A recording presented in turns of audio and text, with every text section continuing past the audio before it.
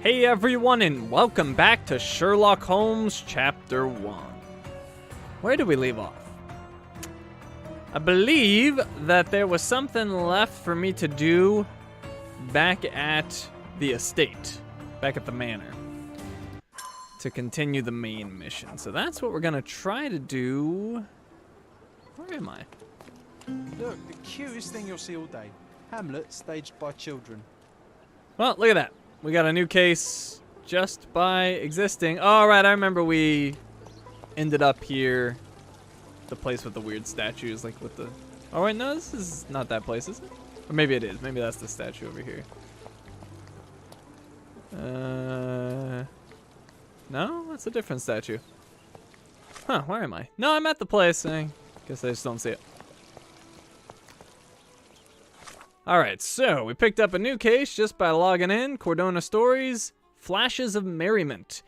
The Legacy Theater wall poster. John noticed a poster on the wall on the Legacy Theater, located between Bonaparte Street and Waniela Street in Scaladio. Okay. I guess I will pin this evidence. Alright, well, where's the Legacy Theater? Because that's not it. That's Scientia Vincir Tenebras, apparently. Legacy Theater. Over here? We got a fire breather. These guys are standing a little close. Gonna lose your eyebrows, man. Hey everyone, good to see ya. Alright, where is this Legacy Theater?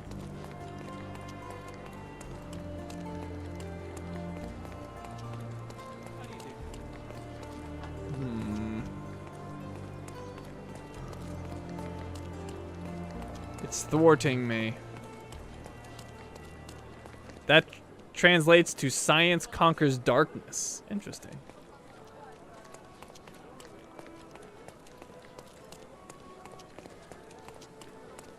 Is this it? No, this just looks like a manor. Alright, John, where the heck did you see this? Is it on my map? Oh, so it is the Legacy Theater. Okay. Apparently the Legacy Theater has Science Conquers Darkness over the top for some reason. Interesting. Hello, John. Look, the cutest thing you'll see all day. Hamlet staged by children. Oh, so it has taken root. What's taken root? As I recall, when we were growing up, this theatre didn't welcome kids. You've forgotten, John. Come to the back entrance and I'll refresh your memory. The poster announces an exclusive performance of Hamlet staged by children. And I got something new in my case book. Memories of the play. John doesn't remember a thing about the play. If I concentrate, I'm sure I can help him recall what we did behind the Legacy Theater. Alright, I'll pin that. Go around the back.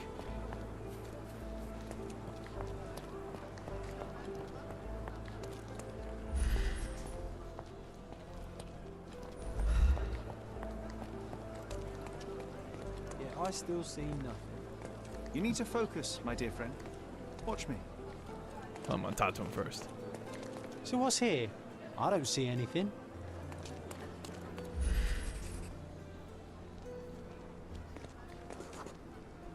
Here was our glorious stage. Ring any bells? We don't need to dwell on the past, Sherry.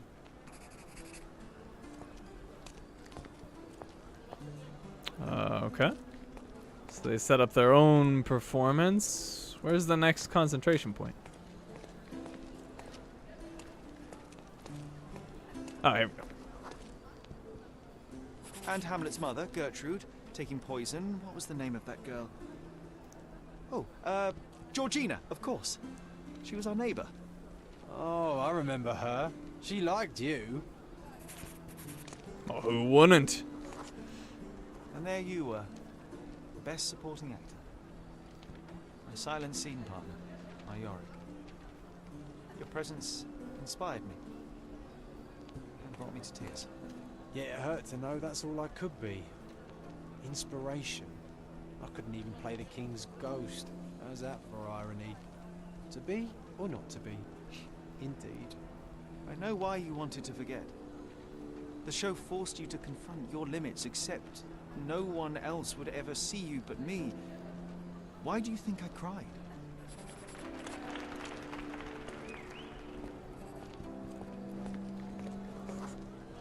In the end, the audience was thrilled.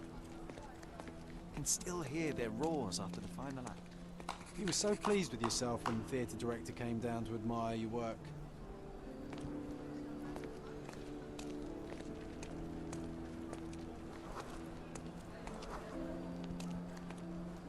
Oh, there they are.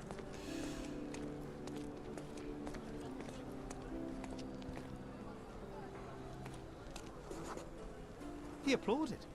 A huge gesture from a man for whom children on stage was an anathema.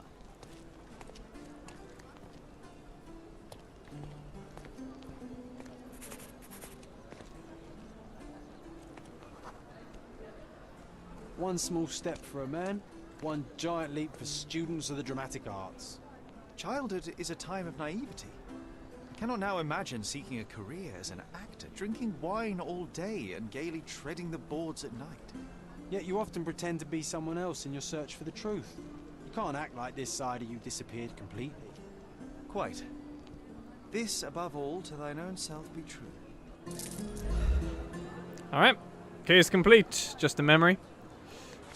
Let's see. That added something to John's diary. Just the memories. Flashes of merriment. A poster on the wall of the Legacy Theater advertised Hamlet, staged by children. Sherry said that Cordona's tradition of youth performances began with us, but I didn't recall ever acting in a play. Sherlock took me to the back entrance of the theater, and there I started to remember. Traditionally, children were not allowed on the stage of the Legacy Theater, as its director believed they were only capable of noise and nuisance. That didn't stop Sherlock from gathering some street kids at the back of the theater to perform Hamlet for passers-by. Of course, Sherry was the Prince of Denmark, but my embodiment of Yorick was the true highlight of the evening. We attracted a considerable audience, and the crowd was ecstatic by the end. Oh, what a success! The director, having witnessed the performance, softened his stance and started the youth theater program. Not long after, Sherlock's mother passed, and we left Cordona without ever stepping foot on the stage. And yet, I see that natural-born actor every time Sherry dons a disguise for a case. I once asked Sherlock if he ever considered pursuing a real career in the arts. This is what he said, verbatim. Treading the boards is a way of revealing beautiful truths to the world, John, but I'd rather reveal the ugly ones. All right, and then our case book seems to have nothing new. So I don't know why it's saying there's something new. Ah, down here. Flashes of merriment. Long ago, the stage of the Legacy Theater was closed to children, as the director deemed them incapable of understanding the brilliance of his art. He saw them as no more than brainless savages, able only to scream and destroy, never create. Everything changed when I, inspired by Shakespeare's marvelous verse, gathered a bunch of street kids to stage Hamlet on the rear steps of the theater. When the director saw us perform, his opinion softened, and he established a youth program at the theater. Alas, I never had the opportunity to participate, as Mother passed and we soon left Cordona.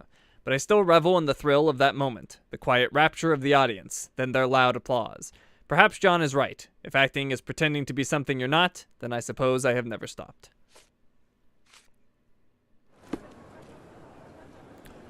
What's this? There's a trophy for finding all of these Cordona stories, so explore thoroughly and pay attention when John stops you. Will do. That's my, that's my nature. So that works out.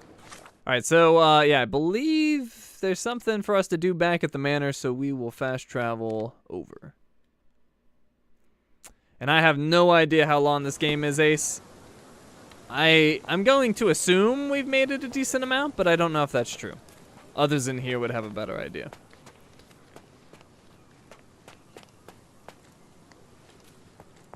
So I have no idea what we have to do with the house, but I will look.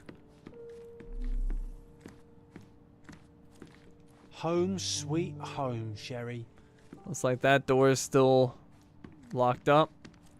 Hey, this is the luggage we brought from London, isn't it?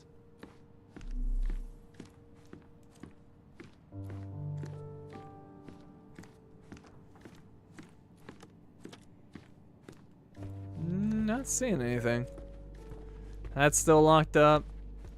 I feel like somebody told me there was something to do back here, but it's not looking like it. Another one. There must be something important behind it. I can feel it. Okay, let us look upstairs. That's another locked door.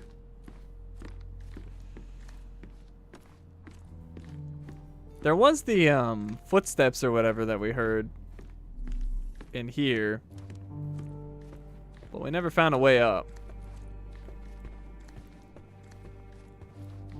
I heard footsteps upstairs a second ago. Wait, do we have an attic here? Yeah, so I don't know what that's all about.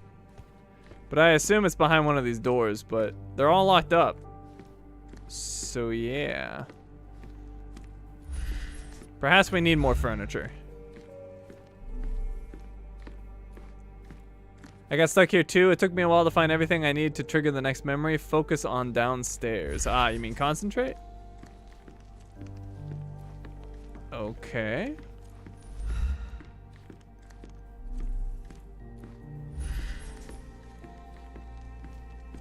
I still feel like we might need furniture though.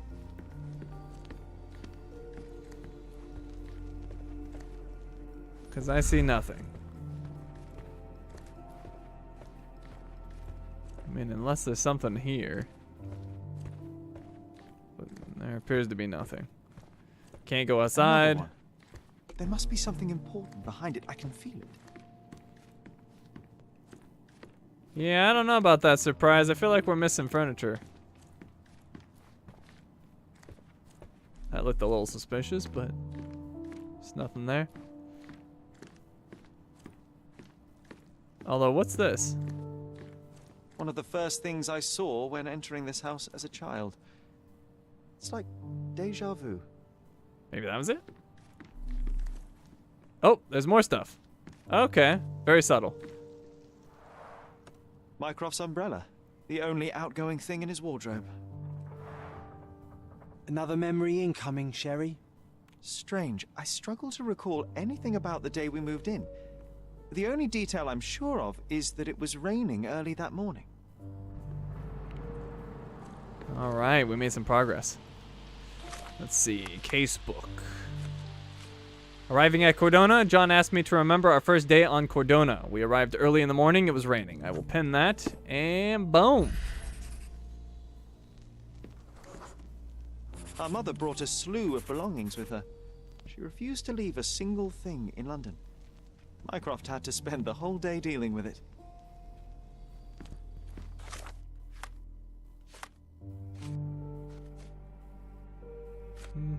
We brought a lot of luggage with us, mainly because our mother refused to leave it in London. Mycroft was busy dealing with it.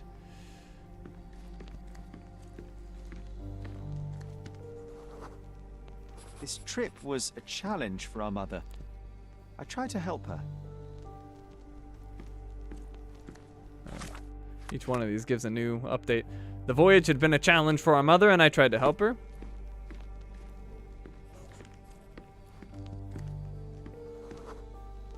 There was always a hat on our stand, but I'm sure it did not belong to Mycroft. Do you feel it? Is it the air shimmering, or is it my imagination?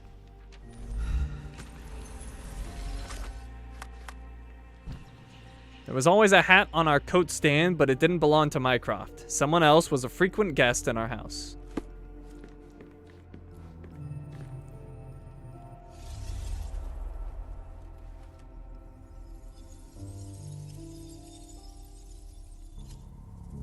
Oh, interesting. Okay, well, Mycroft was dealing with the luggage. I think that's him.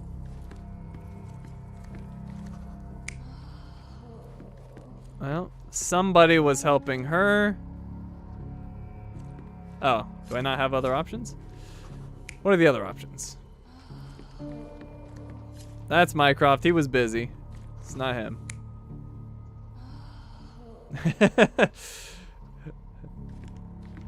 Well, I assume it wasn't me. So we're gonna go with the guy. probably a doctor.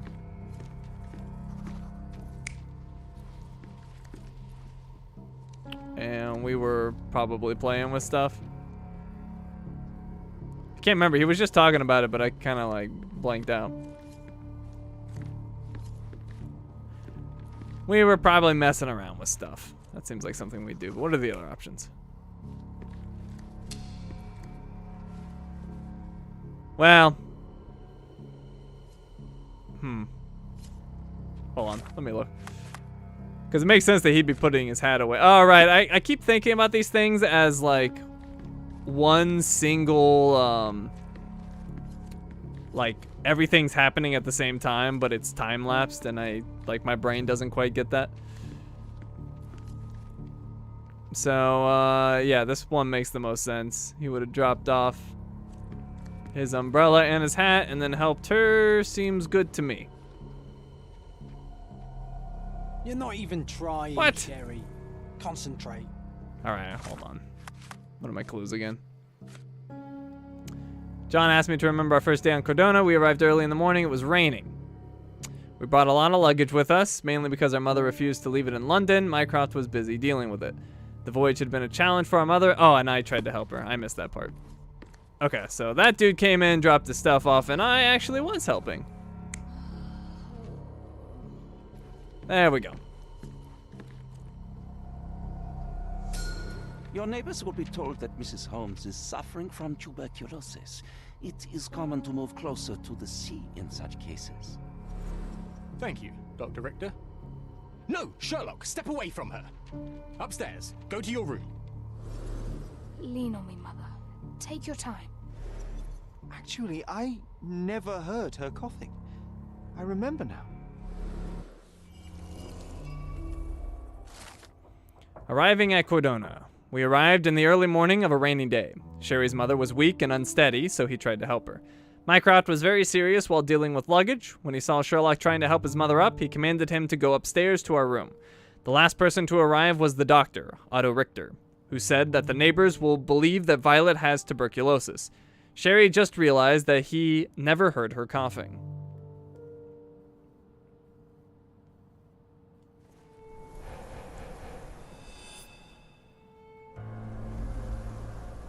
Oh, I feel dizzy. It's stuffy in here, isn't it? John, are you all right? I'll be okay in a minute. How about we find our room in the meantime? Alright, that gave me a bunch of crap. Alright, John's diary. We got memories. Arriving at Cordona. I think we just read that. Yes. Okay. Casebook. My mind palace seems to have seeped into the real world and is preventing access to some rooms. I think I'll be able to get inside if I can remember more. John proposed that we find our bedroom. I think it was somewhere upstairs. Okay, so that unlocked. And then the mind palace. My imaginary friend John. Missing records. Mother died of tuberculosis. And no tuberculosis. I always thought my mother had tuberculosis. Mycroft said it was what killed her, and my mother was not suffering from tuberculosis, also known as consumption. I don't remember any persistent coughing, so we're gonna combine those two. Mycroft lied. Mycroft hid the truth about the death of our mother and lied when he told me that she died of tuberculosis. Indeed. All right, so what is going on upstairs?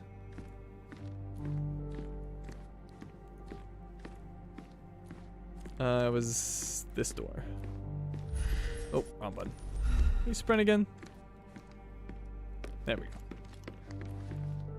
To be or not to be, that is the question, whether 'tis nobler in the mind to suffer the slings and arrows of outrageous fortune.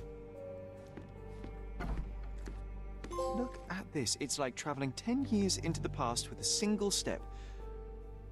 Oddly satisfying. Hey, a trophy! I didn't click it quick enough. What's this? Sharp and well balanced. It would be a pity to leave such a tool behind. No, I want the letter. Sharp and well balanced. It would be a pity to leave such a tool behind.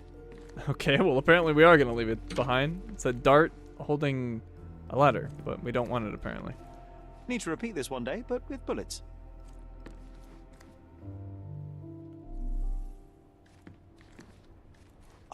Oh, it reminds me of our neighbour. He had the same balloon in his yard, only bigger. Do you remember? Yes. We visited him several times while living here. New Mind Palace clue. Friendly neighbor. We had a neighbor on the island that was friends with my family. Maybe the doctor? Possible. This time I was first to pick beds. This one's mine now. I'll never forget how challenging it was to obtain this simple sketch.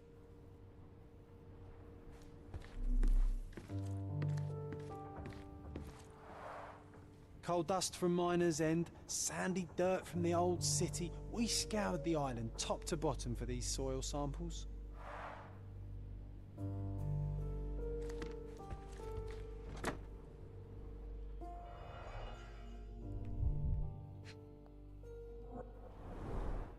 Cannot believe all my toys are still here. Hey, they were not just yours, they were half mine too. Oh, I can't look at that. Okay. What else we got? This thing. An artifact from Palau carved out of bone and claimed to be 300 years old. My mother proved it was a fake. My very favorite plaything. It was the perfect pirate treasure.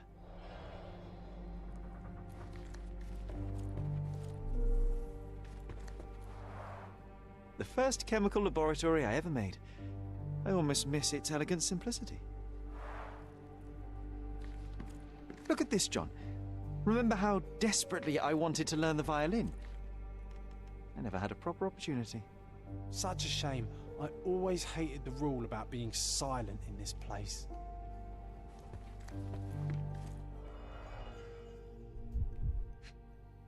Robinson Crusoe. The only fiction book on my table. I can still hear my mother reading it to me.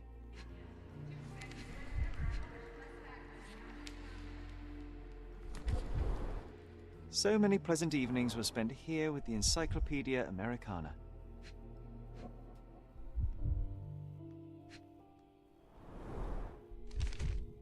Interesting. What's that over there? Some kind of key? This doorknob has a cross-shaped end. Too intricate to be merely a handle. You know what? That definitely looks like a key. Let's poke around and see if we can find any secrets. Interesting. A magnificent tool made for a spurious purpose, staring into the sky. I've definitely found a better use for it. You mean for spying on people? Don't think I looked at this dog thing, and that's still there. Sharp and well balanced. It would be a pity to leave such a tool behind. Well, then stop leaving it behind. Here we go. Oh, these must be the notes of my earliest observations. We wanted to locate a particular dog we'd spotted, and we met it, didn't we? Alright, think that's everything in here except for that, which I can't seem to grab. So I don't know what's up with that. Alright, so casebook. What do we got? Hidden treasure. John remembered that we had a hidden treasure somewhere in our room, and he dares me to find it. Oh, okay. I'll have to concentrate for that. And then wooden handle, a dusty wooden handle with an intricate cross-shaped end that looks like a key. That might be related. But let me pen this.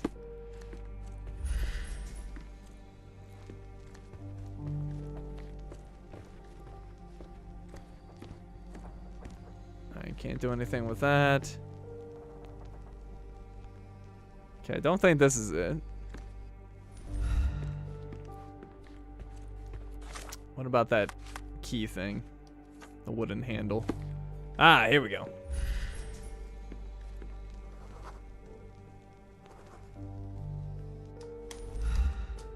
Perfect match.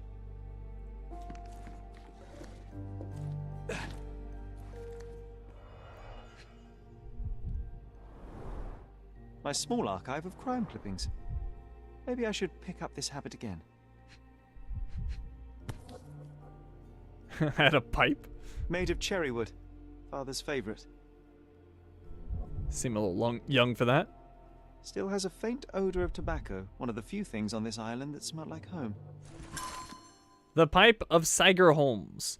A small, straight smoking pipe made of cherry wood that belonged to Sherry's late father, Sherlock Holmes. He had to hide it from Violet, as she didn't know we stole it from his cabinet in London.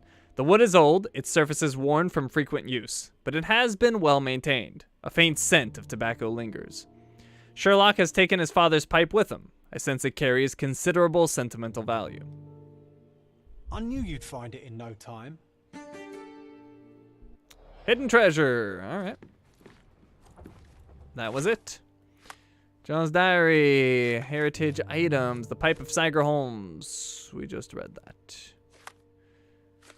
I found the item and won the game. I'm the best. Okay.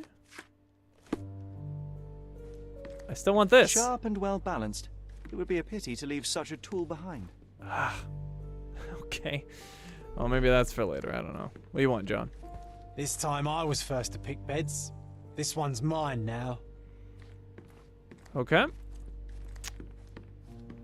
Well, that's that. The rest of the stuff is locked, so I think we need furniture for that. I know furniture unlocks some of these memories.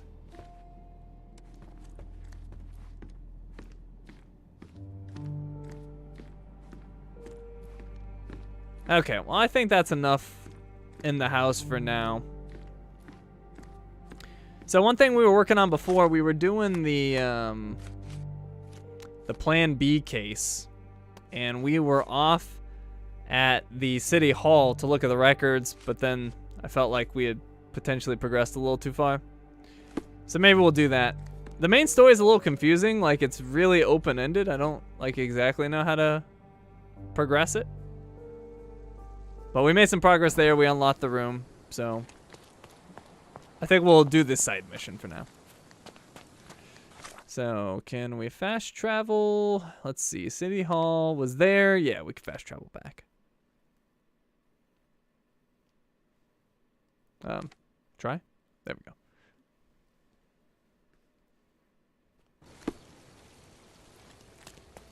All right, Beatrice Queen. The City Hall record said Miners End 1877. So those are our clues. Where's the entrance to this place? Over here? Yeah.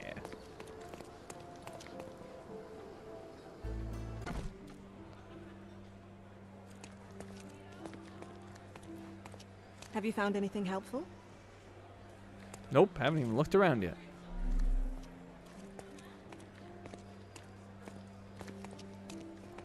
Oh, lots of people to potentially tie to, but I don't think that's going to do us any good. We just got to find those records.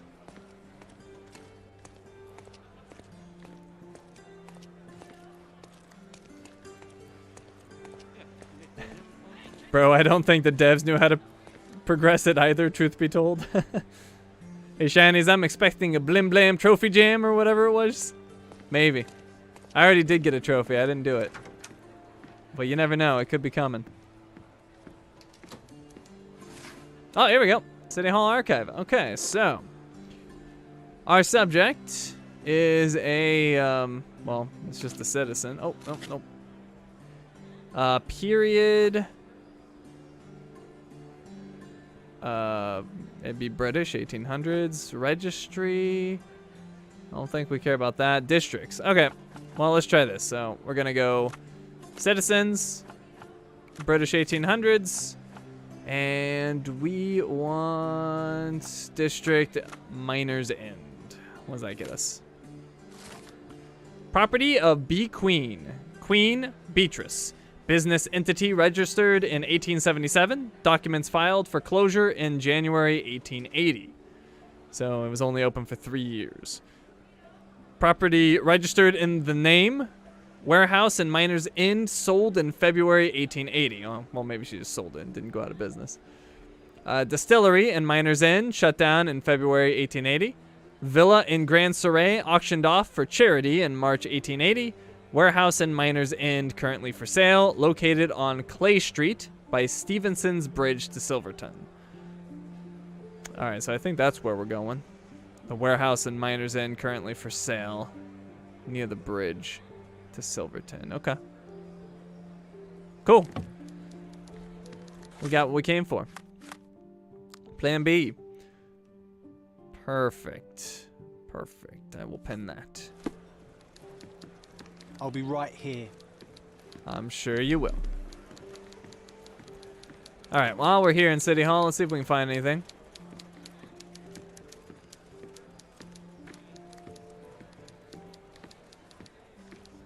I hate how the collectibles don't always look like collectibles. Or other things look like collectibles. What's up with this guy? Hey, tell me what's going on. Can I ask you a question? Sorry, but I never heard of this. I just wanted to know why you were guarding that, but okay.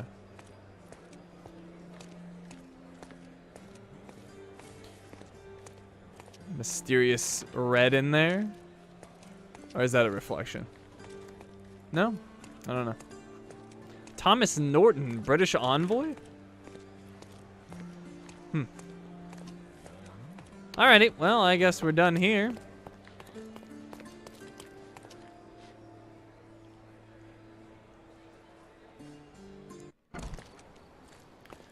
Okay, so bridge to Silverton would be over here. That's the Stevenson's Bridge. Perfect. I think it said Clay Street. Either way, we've not really been over there at all. So the closest we can really do is... Well, actually, we've been over here. But we didn't get any fast travel points. So let's just go to Northern Scaladio.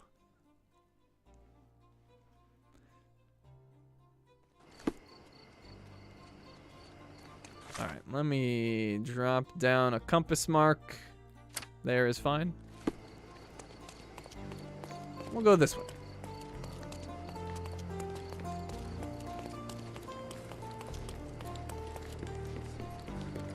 That moon looks ominous.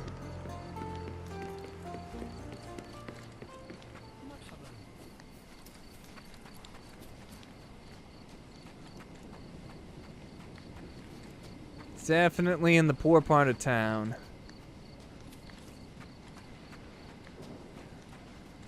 If they jump me, I got my snuff ready.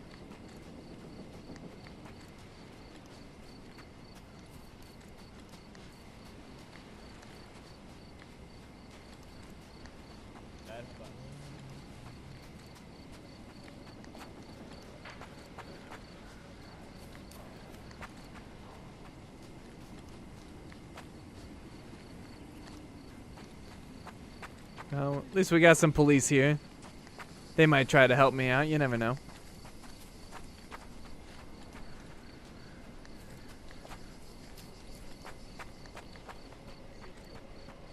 Okay, so here's the bridge. It's apparently a warehouse around here. Maybe this one? Let me look at the information again. Warehouse in Miner's End currently for sale, located on Clay Street. So Clay Street is indeed right here. Maybe it's... Yeah, I bet you it's that right there. So I'm gonna guess it's this. Clearing out on Hive Master's orders. Cornelius said he knows what he looks like, but he's full of it.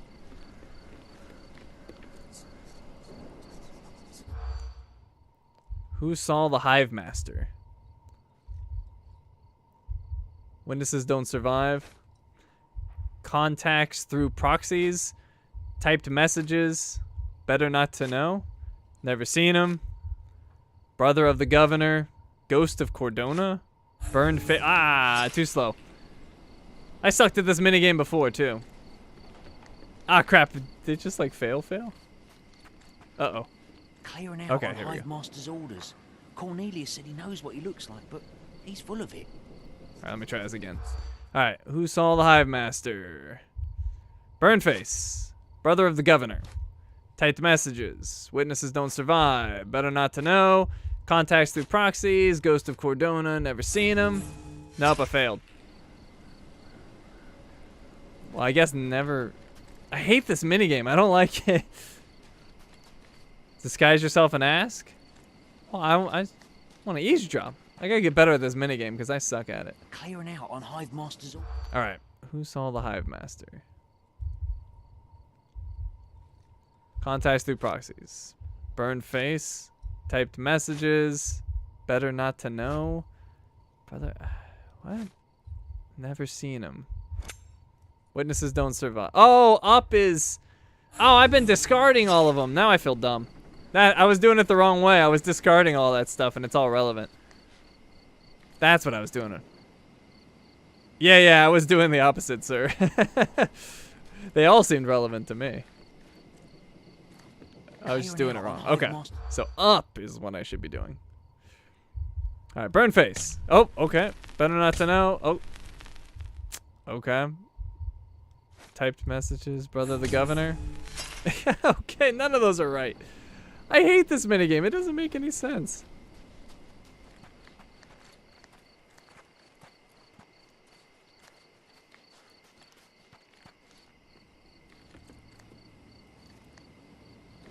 Clearing out on Hive Master's... Okay. Ghost of Cordona. Keep it. Nope. Better not to know. Nope. Hey, what I don't like is it just seems random, right? Like, does this make any sense to any of you and I'm just stupid? Because it just feels like random phrases. Like, it's just a guess. Like, burned face, sure. That sounds interesting, I guess. Ghost of Cordona? I have no idea. Cornelius said he knows. Alright. So Ghost of Cordona ain't it. Witnesses don't survive. Nope, that's not it. Typed messages. Burn face. Nope. Brother of the governor. One strategy is to press up on everything the first time through to make it tell you which ones are relevant. Yeah, I know, but I just want to, like... I want it to make sense. He just feels random to me. I don't want it to just be a guessing game. Alright. Better not to know. Put that down. Witnesses don't survive. No. Typed messages. Brother of the governor. No. Burn face. Contacts through proxies. There we go. That likes that one. Never seen him. Contacts through proxies and never seen him, maybe? Pay attention to the specific question, who saw the Hive Master? Well, yeah, I thought that part was obvious. Clearing out on Hive Masters. But, like, okay, so who saw the Hive Master? Contacts through proxy? Okay, I guess that's somewhat relevant. I could see the slight connection, but I don't know. Alright, so in that case, witnesses don't survive is irrelevant. Brother governor is irrelevant. Contacts through proxies is good. Burned face is no. Never seen him. Better not to know. No. Ghost of Cordona. Typed messages. There. Okay, I can... Alright, I can kind of see the connection, but it's still really loose in my opinion. Alright, Hive Master's true face. From what I heard, the rank and file of the Hive don't know what their boss looks like. Apparently, they've never seen the Hive Master in person. So, I don't know. It just feels really loose to me. Hive Master's true face. Yep, they've never seen him. I could pin that, but no. We're not going to do that.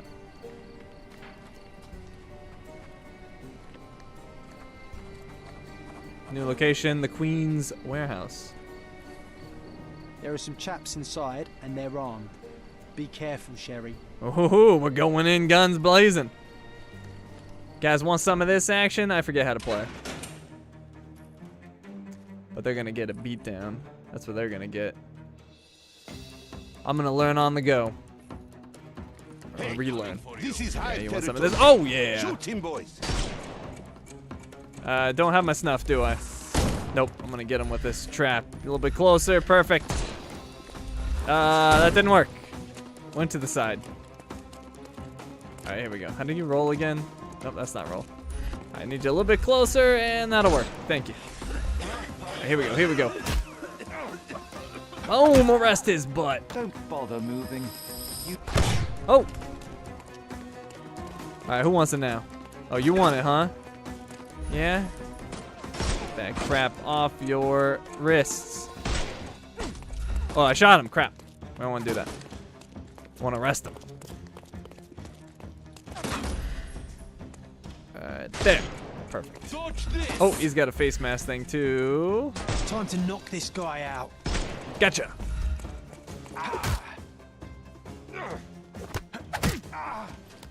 No more crime for you. Snuff's ready. How do you dodge roll? Oh, crap. I forgot how to dodge roll. How do you dodge roll? Hello? Dodge roll. There we go. I was pressing that before. What the heck? We can overcome the brute now. Get that off.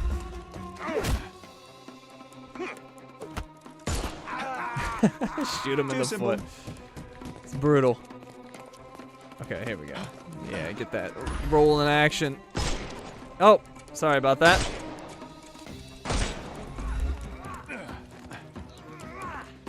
Oh, this knife guy wants some. Oh, look out. Get rolled on. You guys got too much armor on. I don't like it. Look out. And, oh, a little bit closer, please. Just a little bit.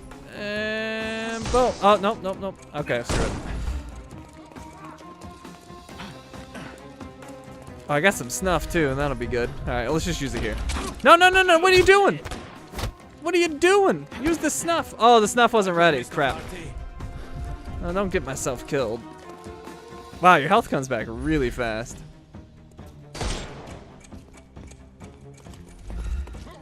Alright. I'm gonna get this guy right over here. Yeah, right there. Oh, got both. Double it up. It's a double arrest. Don't bother move.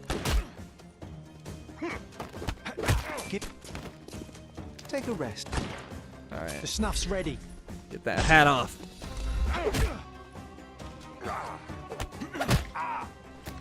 No more crime for you. Give him the pepper snuff. The snuff is ready. Oh, he's all armored up. Get that crap off. Time to knock this guy out. Oh, you want that snuff? Oh, yeah.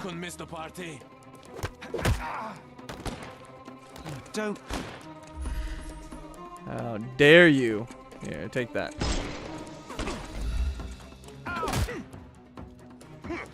I will end you.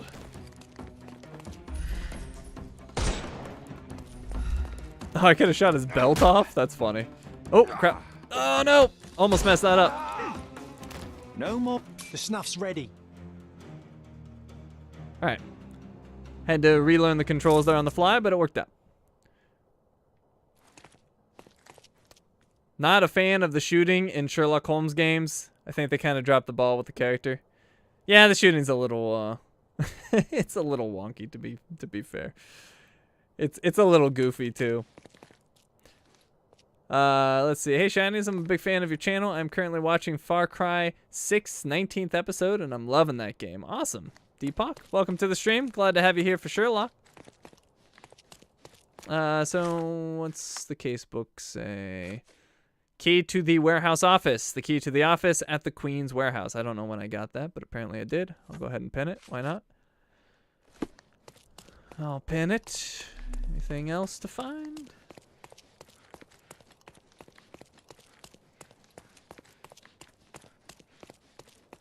I assume it's right here. Or not. Right here.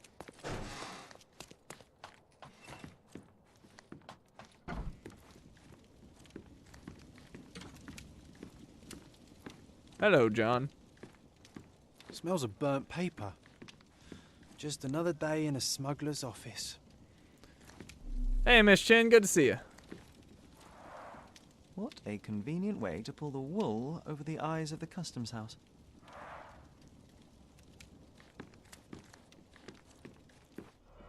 Alright, what do we got here on this desk? Everything knits together. Soiled note. I can't spare any boys, Cal. Too busy wrapping up, same as you. The boss has gone soft. Shutting down when we have the island in our pockets makes no sense to me. And what's with the letters? He never contacted us directly before. I'd be a fool to cross him, but I sure as hell am not leaving. There's still easy pickings to be had here, hive or no hive.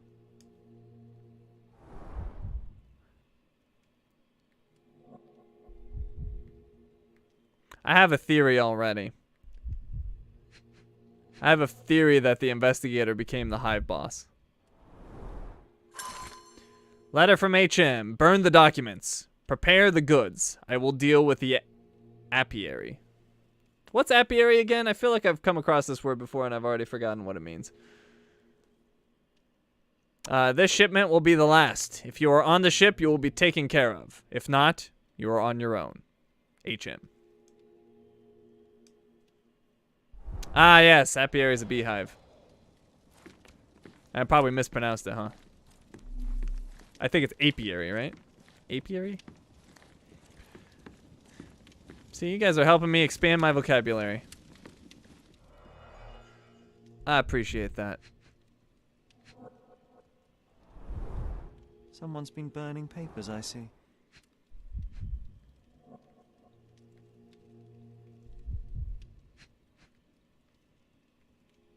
Wait, where's the other clue? Is it one of those ones I gotta like walk around? No. Alright, where's this other clue? Oh, maybe in concentrate. No. Well, it's not letting me move really. It's not in concentrate. Maybe underneath? No, that didn't help. Oh, here we go. Burnt papers. Can I make anything out? Let's see. So, soiled note. Saw that. Letter from HM.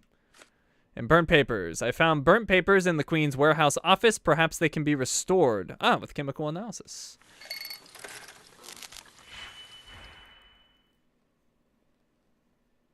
Shiny's Blue won't be playing Death Stranding this week, right?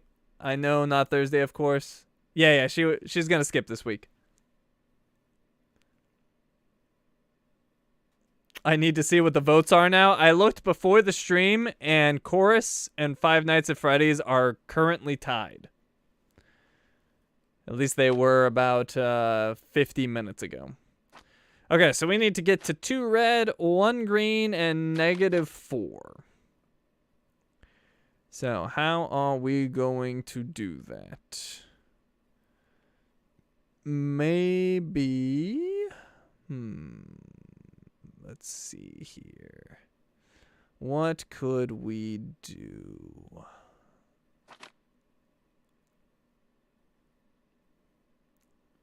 You know what? Let's try this. Let's bring this out. And... this as well. And I want to flip them. Oh, that's the wrong one. Delete that. I want to flip these bad boys. Oh. Alright, so flip that. There we go. -4 and a 2. And then I want to... or no, I don't want to flip this one. Alright, so this is good. Let's add these together.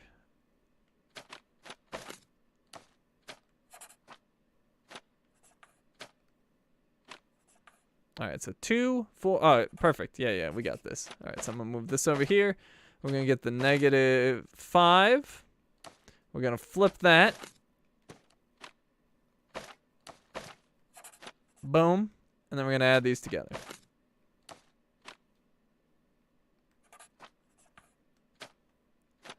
Perfection.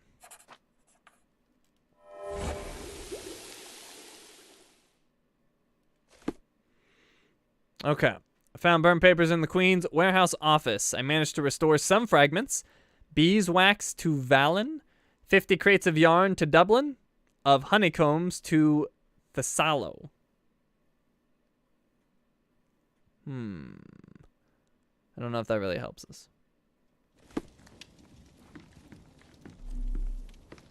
We know where they're sending stuff.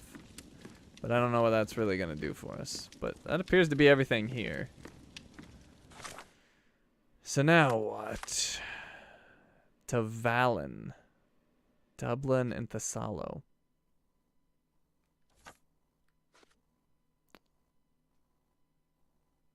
I feel like we've hit a dead end.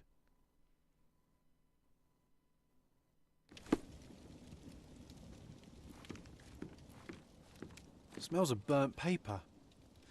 Just another day in a smuggler's office. Yeah, I'm feeling like I've hit a dead end here. I know where they were sending stuff, but I don't know how that helps us.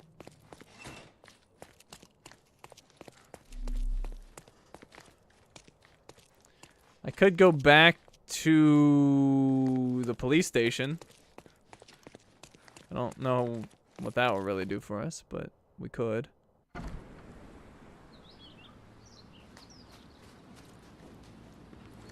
See if there's anything else around here.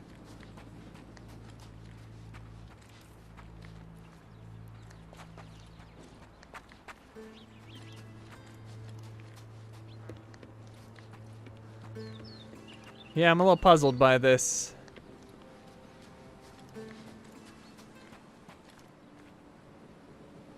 Well, let's go back to the police station. Maybe that'll help us.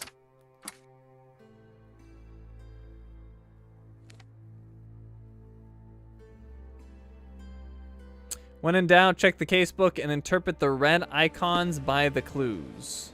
I don't know what you mean.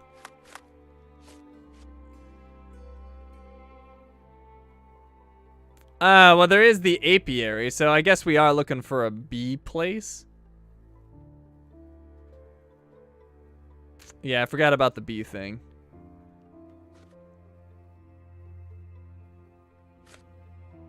That's interesting. I don't know of any bee places. I'm gonna ask the policeman.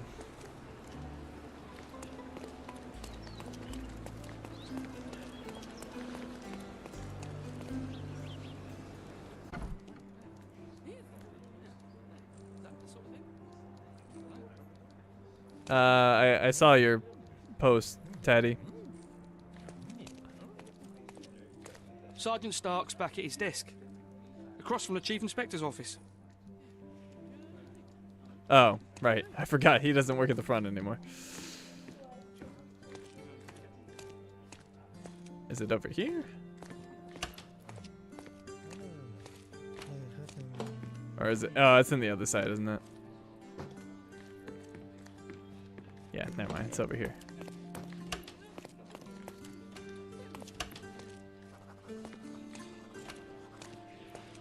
This dude? Yeah, hey, what's up? Be careful, Mr. Holmes. Oh, you're no help.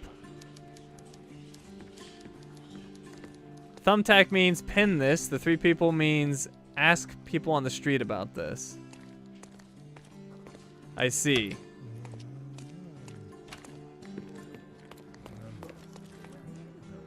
Well, let's ask people on the street.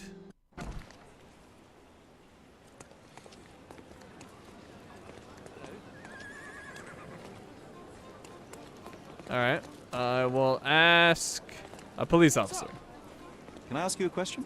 A solid question, sir, but I don't have the answer. Well, what are you good for? What about you, ladies? You seem to know about bees. Excuse me, just one question. I usually have an answer for everything, but not for this. You obviously haven't thought this all through. Or are you just annoying these people on purpose? Oh, shut up, John. Nobody likes you.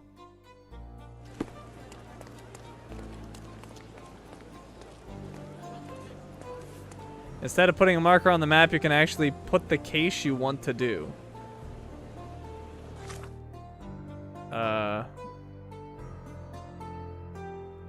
don't know what you quite mean by that. Oh, place on map? Oh, yeah, but you gotta place it yourself. Unless I'm misunderstanding. Alright, who would know about a bee place? I guess probably a... I don't even know. Maybe a merchant? Maybe a food merchant would know something. Hey, do you know anything about bees? Can I ask you a question? I don't think I'm rich enough to talk to you. Oh, fine. I gotta put on a disguise. Let's see. We can go to where's that one place I went to? Is he here? No. Well, there's a clothing trader here. Let's go there.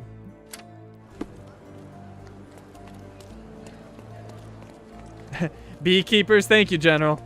I would have never guessed that beekeepers would know where bees are. If I know where beekeepers are, I know where the bee place is. Oh, new fast travel point, the Cordona Chronicle. I haven't been here? Well, I feel like I should drop by the Chronicle. Maybe they know. They should know, right? They should know where everything is.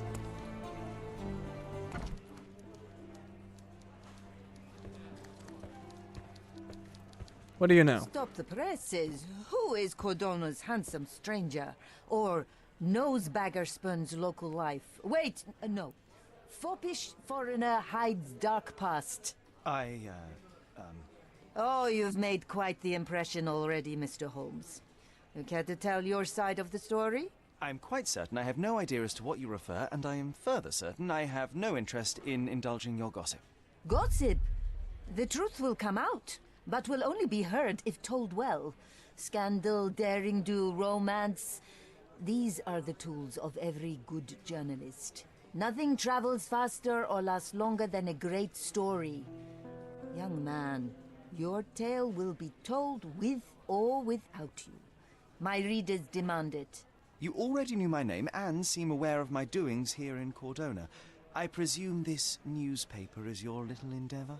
Yasmin Sertel, editor-in-chief of the Cordona Chronicle. Advocate of the free press, voice of the people, scourge of the silk stocking. Charmed, I'm sure. As an advocate of the free press, I trust you'll permit me to consult your archives? There are gaps in my knowledge of Cordona. Oh, so my work does have merit. Well, I think we can strike a bargain. I shall provide you access, and you let me keep writing about your exploits. So be it. Brooding bachelor builds bridges. Now that's character development. I guess I owe you my gratitude. What can I say? I've always enjoyed working with the Holmes. They whisper such interesting things. All right. I feel like I got the better end of that deal. She's going to continue doing what she's been doing, and I get access to her archives. But I don't currently need her archives. I wonder if that's something I can pick up over there, though. Maybe not. And dress like a hobo and ask the poor people? Well, that's my plan, but I do wonder if she knows. I'm watching you closely, Mr. Holmes. She does not. Okay, well, if we ever need to consult the newspaper's archives, we now can. Oh, and what's John doing back here? I'll be right here. All right, good job, John. Real helpful, buddy.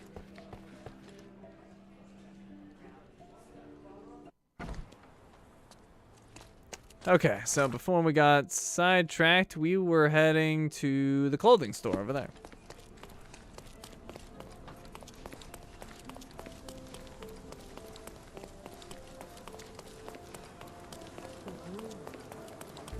Oh, news kiosk.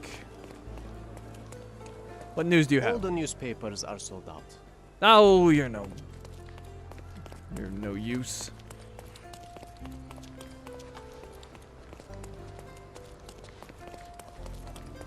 Luxury furniture trader. Oh, nice. The best antiques in the district. Yes, I need stuff for my house.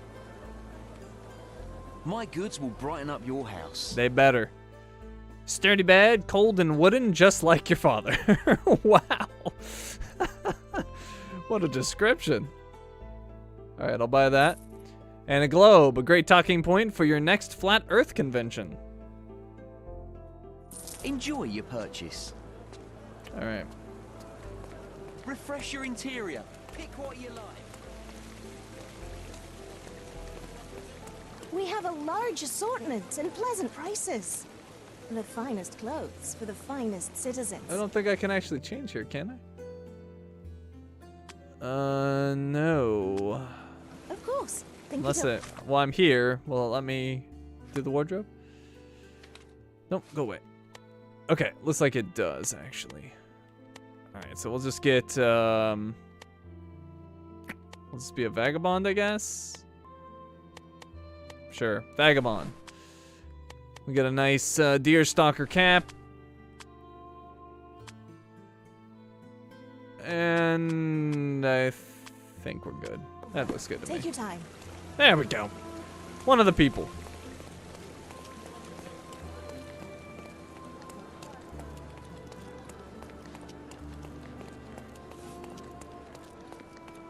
Have you played Detroit Become Human? Saw the thumbnail and thought it was that until I read the title. Love that game. Not sure if God of War, that or Ghost of Tsushima is my favorite. Yep, I have a whole walkthrough on Detroit Become Human.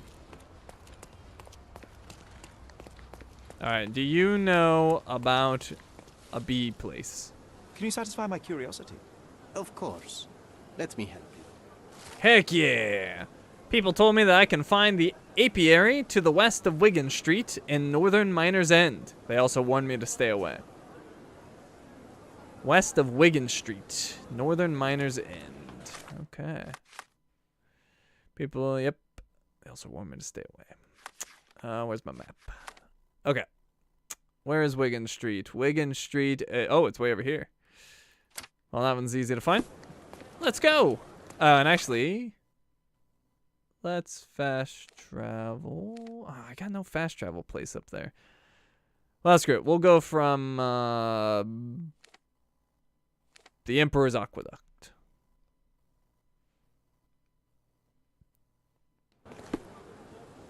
Shiny's helped me get the platinum for Detroit. Thanks, bro. Glad to help. And congrats on your plat.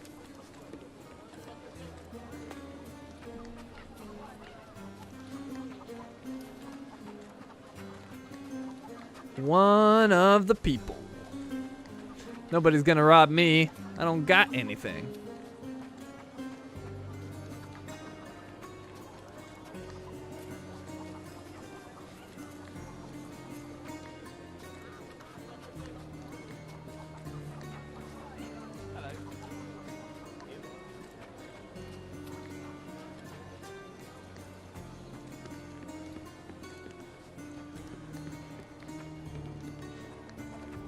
Oh, new location, the Church of St. Jean. And we still got a little ways to go. There's a trophy for getting this case right. A manual save might let you change your decisions if you make any mistakes. Good call. Let's make a quick save.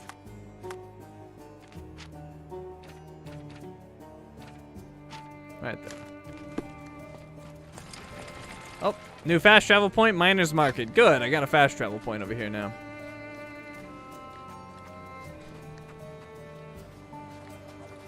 Oh, newsboy. Got anything? Nothing new for you, I'm afraid. Sad.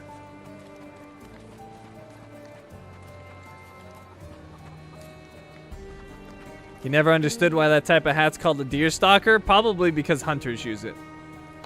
It's definitely a hunting hat.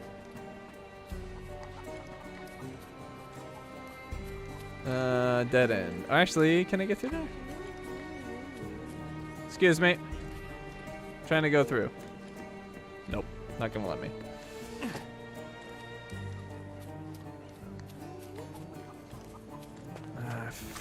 Hit a dead end. Guess I can go around this way.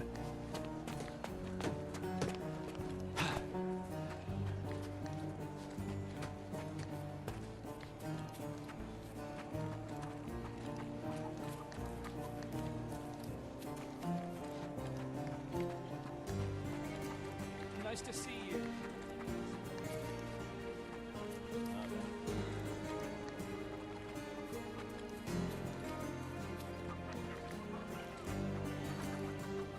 Chickens! I don't know, like, something about that cow just looks wrong. It's like too bright. I think that's my problem with it.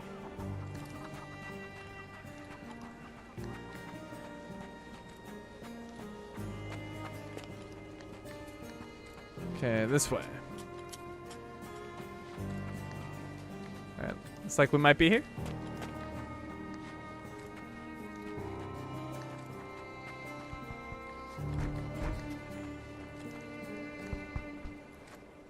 You causing trouble over here?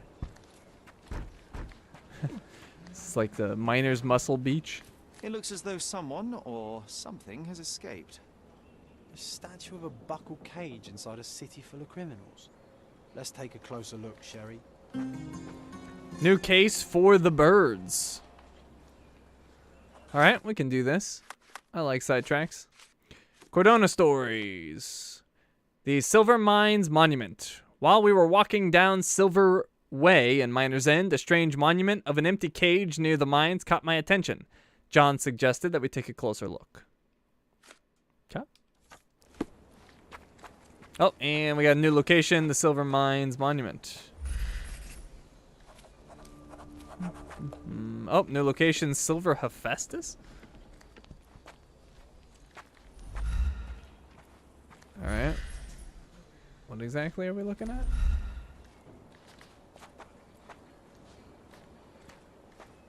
A statue of a buckled cage inside a city full of criminals. Let's take a closer look, Sherry.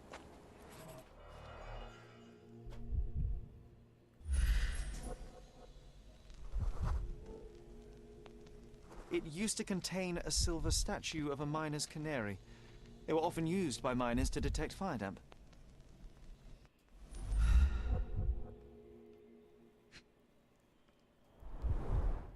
The lattice work was bent a long time ago. For the ones who gave their lives in the silver mines, for the safety and prosperity of Miners' End, 1830. A gloomy picture, But quite poetic. A symbol of safety and prosperity has vanished from Miner's End, and now only the cage is left to remind the residents of their past glory. The canary was stolen a long time ago.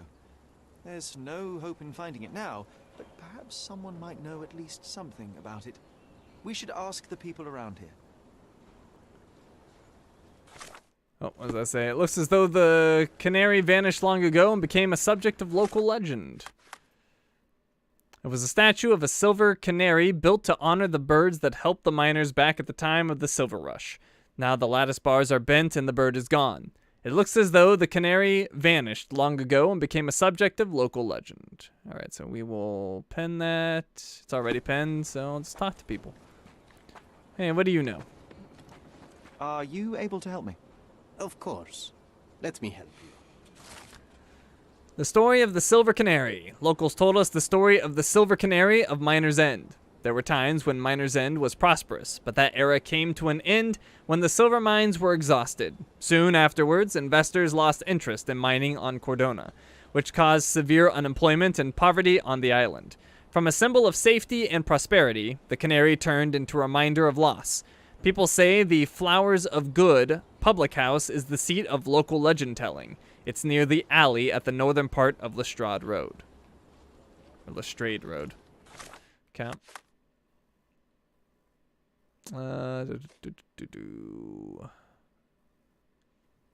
Lestrade Road. That would be around here? Yeah, near the miners market. Alright, let me plop down a point there.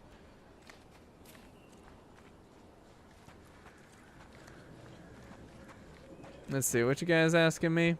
What's my least favorite game? Resident Evil 8. What's the hardest? I don't know. It's always hard for me to answer what the hardest game to platinum is because, like, often the platinums are just... Oh, new fast travel point, Northern Miners End. Often the platinums are just time consuming, so nothing jumps out at me as particularly difficult in terms of getting a platinum. So I don't know. Honestly.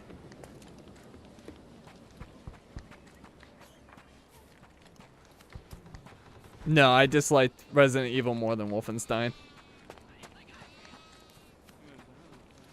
Which is unfortunate because I really liked RE7. Yeah, I mean, definitely in terms of time, Monster Hunter World wins by a mile. And I never got the platinum. I will, but I have not yet.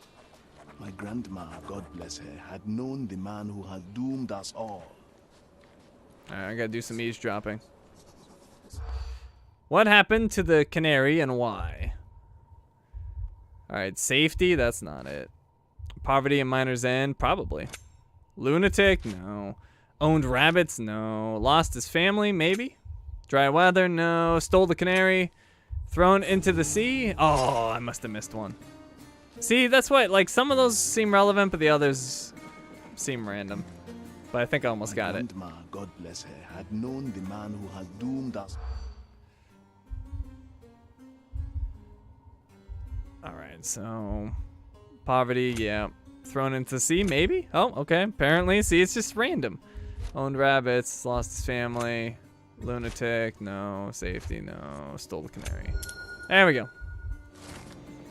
Miner's Morning. At the Flowers of Good public house, we heard about a man who lost his family after an accident near the mines. He couldn't accept what happened to his loved one, so he, drowning in grief, stole the Canary, cast it into the sea, and left the island. Some say that he committed suicide shortly afterwards. Safety and prosperity have both been strangers to Miner's End ever since. The thief died in grief. A poetic story for such an unpoetic place. Safety is gone, and tears take the rest. Alright, a fun end to that story. For the birds complete, John's diary. Oh, I missed some things here. Wait. Alright, if Sherlock keeps asking the same thing to every person we meet, I'll go mad. Doesn't he realize something is not working? How does Sherry always know exactly what to do to get the answer? There are so many variables. Incredible. I think I now understand how Sherry's mind works. I bet I could pick the right passerby to question, but they'd probably ignore me. No one noticed our presence while we were listening in, and we learned everything we needed. A perfect operation. Alright, then we got this history. The Silver Canary. We were roaming Miner's End when a strange monument of an empty cage caught our attention, and I suggested that we take a closer look. It turned out that the cage was supposed to hold the silver statue of a canary. It was placed there to honor the small birds that the miners would use to detect hazardous gas leaks. Long ago, the Silver Canary was a symbol of safety in Miner's End. Those were the times of the Silver Rush, and Miner's End was a prospering place attracting more and more people. It all ended when the silver mines were eventually exhausted. Soon investors lost interest in Cordona, which caused severe unemployment and poverty on the island. The Earth's resources aren't limitless. But what's interesting is that the silver crisis mysteriously coincided with the Silver Canary's disappearance. From being a symbol of safety and prosperity, it has become a symbol of loss. People say that in wine lies the truth, but for Miner's End, the truth lies in pubs, slightly drunk. From the regulars of the Flowers of Good pub, we heard the story of a man who lost his family after an accident near the mines. He failed to accept what had happened to his loved ones, and worn down by grief, he stole the Canary, cast it into the sea, and left the island. Some say that he committed suicide shortly afterwards. Safety and prosperity have departed Miner's End since then, seemingly not to return. Alright, and then in the archive, Sherlock might have a slightly different outlook on it. Miner's Morning. At the Flowers of Good public house, we heard about a man. Blah, blah, blah, blah, blah. We already read all that. Okay. Cool. So back to our Plan B case.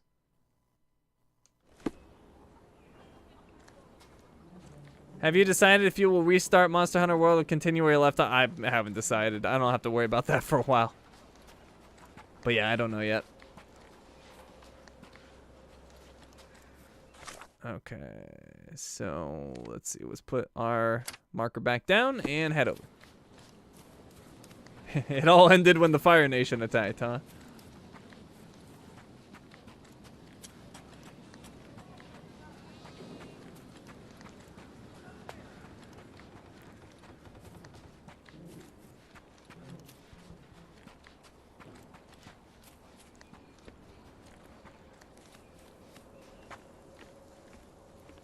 Alright, why am I walking so slow? Guess it's because I'm near the Canary.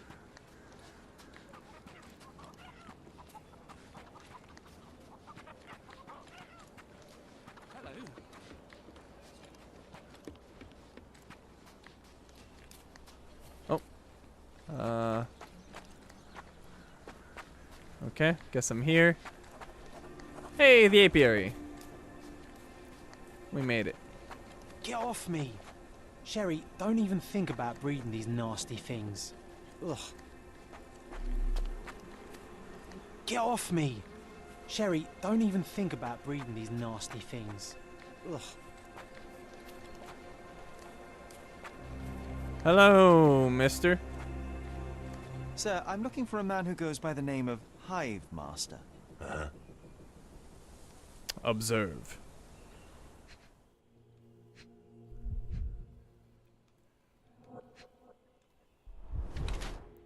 Tilted hat, hiding the missing ear. Oh, really?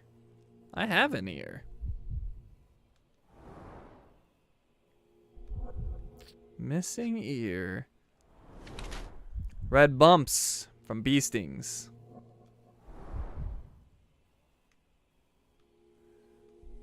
I mean, the missing ear part is quite curious. Grated tobacco, snuff taker. What else we got? Oh, here we go. He's got a gun. Handgun, 6-shot revolver.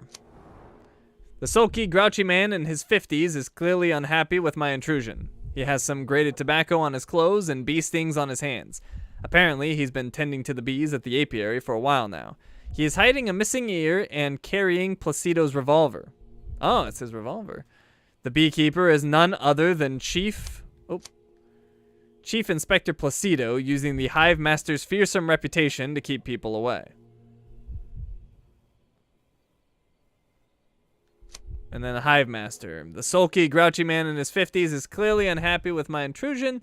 He has some grated tobacco on his clothes and bee stings on his hands. Apparently, he prefers a secluded life that allows him to tend to the bees and pull the criminal strings from afar. He is hiding a missing ear and carrying Placido's revolver. I don't remember why, but I immediately just thought that Placido was the Hive Master.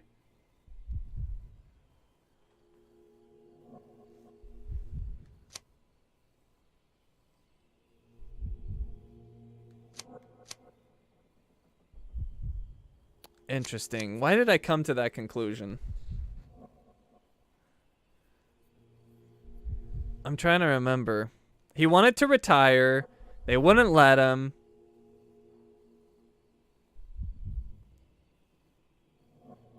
But he had the ear. Why did he have... What happened with the ear thing? What was the ear thing?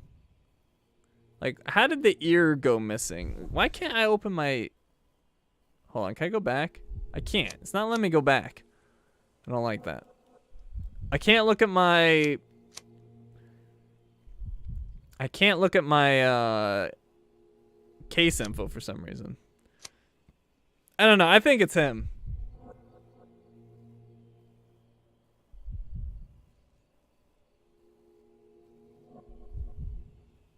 I think it's him for some reason. But I don't remember what happened with the ear at all. I've got the ear on me. He is not Placido. I don't know. He's undercover? I think it's him. He gave his ear to his love? Huh? I don't think that's true, is it? Placido yeah, but how did he lose an ear? I forget. That's the part I'm forgetting. Like, I don't remember, like, the ear, how the ear thing came into play at all. I think it's him. I think it's him.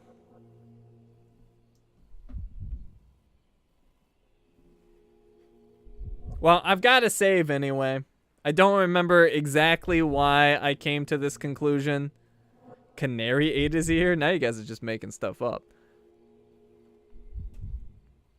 Pull the Van Gogh. Alright, I'm going to say it's him. If I'm wrong, we can go back. But I think it's him. So we're going to confirm. Character portrait, Placido. The sulky, grouchy man in his 50s is clearly unhappy with my intrusion. Okay, this is just a repeat of what we just read. I am going to accept this. Chief Inspector Placido. And what makes you think that?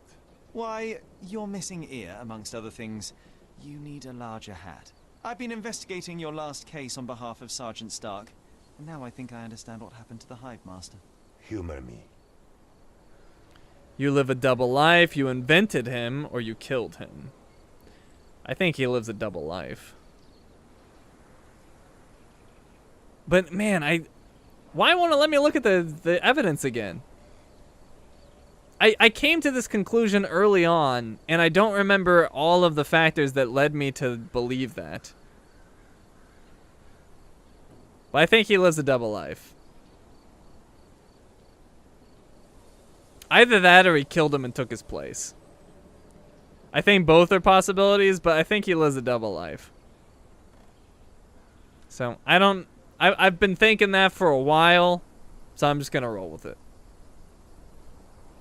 All this time you've been living a double life.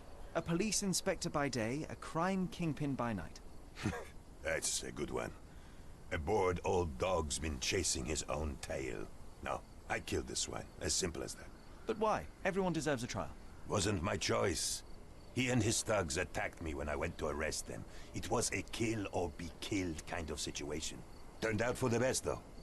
With his cronies dead, not a soul knows what the Hive Master looks like. His own gang, scared stiff of him. So you assumed his place to dismantle this criminal enterprise from within? Damn right I did. And after I'm done, I'm not planning to go back. I've had enough of this rotten nest of corruption. But it just won't leave me alone, will it? First, they dismiss my retirement requests, and now they send a sleuth after me. It's not like that. I tell you what it's like, son. This is not the first case you've worked on for Stark, huh? That amateur promoted to a sergeant for his merits? I don't think so. You're not an officer. But from what I can see, you are much brighter than the lot of them. So what's your stake in this? You some sort of consulting detective? Yes. I suppose you could call me that. My name is Sherlock Holmes, at your service. Then do me a service, Mr. Holmes. Drop this case and don't tell anyone you saw me here. Let me enjoy my retirement in peace. Alright, can I...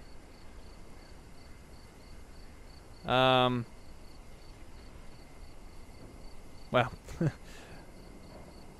I guess I'll go through with this, and then we can load up the save and pick the right thing. So I was on the right idea. I either split personality or I killed the previous one.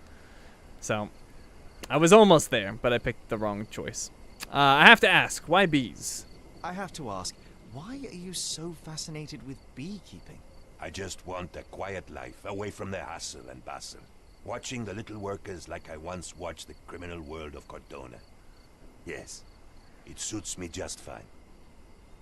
I have your ear. I have your ear. What the hell? Give it to me now. All right, but let's make it a fair exchange, shall we? I want a few beehives, or I want your revolver. No, I want the weird request. I want a few beehives. Bring them to my house.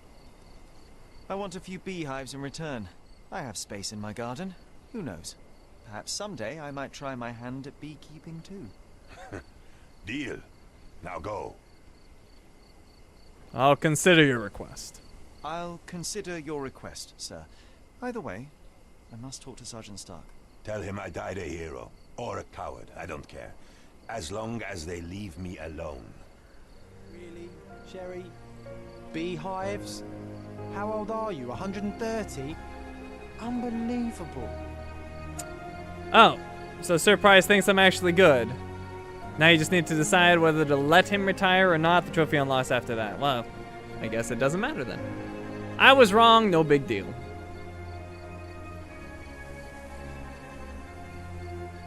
You think I should save more often? Well, if you guys remind me, I will. Because I will get distracted and forget. Alright, anything else I can grab while I'm here? No, it doesn't look like it. Well, let's look at our case book. Character portrait Placido. We picked that one wrong. Placido told me he killed the Hive Master and assumed his identity to disband the gang. He asked me to keep his secret. The fate of Placido. I've discovered the fate of Chief Inspector Placido. I think I'm just gonna let him retire. He's doing good work. He doesn't want to be found. Why ruin it, right? Oh, save now. The trophy depends on whether you leave him in peace or rat him out to the police. All right, we'll make another save. That's fine.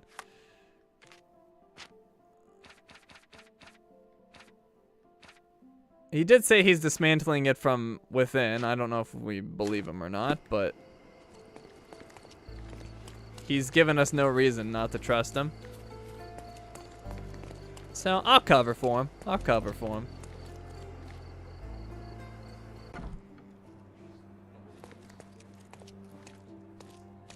Oh, and you're back at the front desk. What happened with you, buddy? Sergeant Stark's Oh, back never at mind. his That's desk. not him. Across from the Chief Inspector's office. I thought it was him. All right, Stark. Any news, Mr. Holmes? Placido is dead. I found Placido. He's dead. Chief Inspector Placido can be presumed dead. I was unable to find his body, but the evidence is unequivocal. He's gone. I suppose I expected as much, but still it doesn't make it any easier. Placido was a good man. You would have liked him if you'd met him. Yes, it's a pity. I'm sure I would. In any case, no matter how bad, the truth is better than uncertainty. Please, take this as a token of gratitude. You've done us all a great service. Thanks again for your help. Good luck, Mr. Holmes. Hey! I got the trophy. I assume that's the one you wanted. Let an old man have his retirement.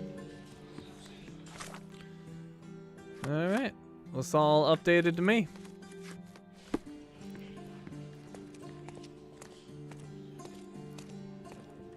What games do I like? I like all types of games. Not particularly picky. Alright, so it looks like we did all of the cases here at the police station, which suggests that we've made some serious progress. So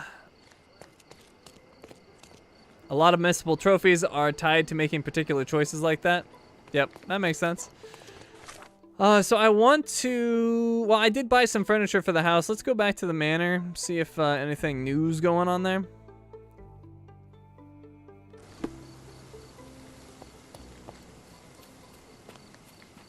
I do have the beehives, too. Did they show up? Heck yeah! These beehives. I should write a book about the behavior of bees someday. And also, is there any other clues out here that I might have missed?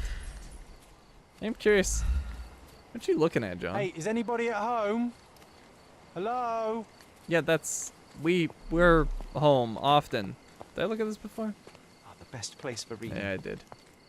And did I find any way into the shed? No, it's all locked up. Alright, let's go back into the house. A manor all to ourselves. Can you believe it, Sherry? I have so many ideas.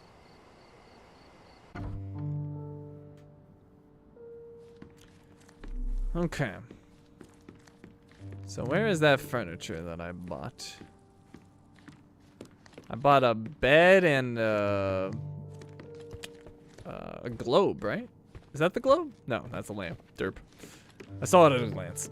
Must be upstairs, but it might be in a room I don't have access to. Oh, and... I think our family portrait used to hang here.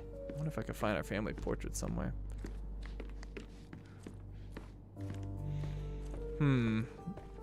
Well, I bought those items, but they must be in a room that's locked to me. So some dude can move the furniture here, but I can't go into the room where it's at. Oh! Well, never mind. There's one of the beds that was not here before. This time I was first to pick beds. This one's mine now. Alright, so where's that globe that I got? I'm still curious about this. Why can't I grab that? Sharp and well balanced. It would be a pity to leave such a tool behind. I don't get that.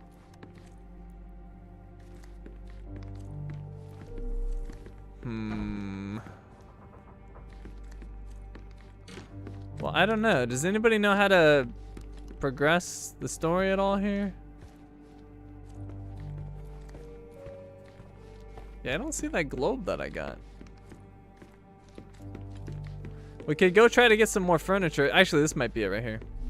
Yeah, this is it. All right, let me look at the case book. Wooden handle. We already did that. Why is that still showing as... Oh, I'm showing red like it had something. To progress the story, check my mind palace, huh? I just have friendly neighbor and imaginary friend. And missing records. Well, I guess missing records... No, that doesn't make any sense. Did I ping the umbrella by the front door? I did. John has been my friend since childhood. I cannot remember a time without him. He cannot accept that only I can see him. Missing records. And the friendly neighbor. I don't see how any of these are connected. Okay. If they are connected, that's really weird. But let's try missing records and friendly neighbor. Yep. Okay, that makes no sense. That makes no sense. Unless he stole the records, but they didn't give any indication of that. The family friend. While there are no records about my mother's death, we had a family friend on Cordona. He may know something. I don't like that. That's silly. That's silly. All right, well, anyways, that unlocks something in the casebook, so good call there. Looking for a family friend. There are no records about my mother's death, but I do recall an old family friend we had here in Cordona, an eccentric man named Theodore Gilden. He was missing the little finger on his right hand, and if he still lives here, he may be able to shed some light on her passing. He used to live in one of the neighboring houses near the Greek bridge, and he had a gas balloon in his yard. Well, that should be easy to find. Wasn't that neighbor missing a finger? That does sound vaguely familiar. Wasn't his name, Theodore? Theodore Gilden, perhaps? It's the perfect time to investigate. Yeah, I don't like that. It feels like they, in some cases, are just putting random clues together. Okay, so it's near the Greek bridge.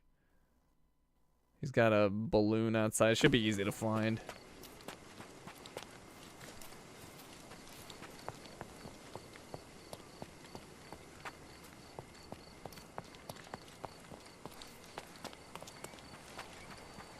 I might need to get into some respectable clothing again. We'll see. That wretch Goliath would murder us all. Mark my words. Alright, I got a new case. What is this? A gilded cage. Chaos unfolded. I visited the house of an old family friend and discovered evidence of recent mayhem. The gate was broken from the inside. Okay, so this is a separate investigation. Let me get rid of that marker because it's bothering me.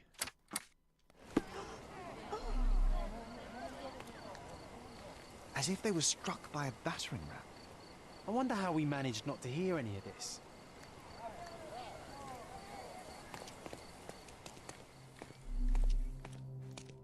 Destruction and trampled ground.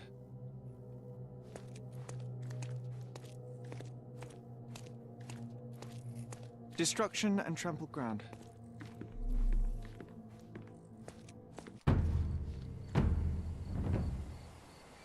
Wow. That was a little unexpected. This dude got destroyed. Did a troll get in here? What happened? Oof, the contortionist you were not.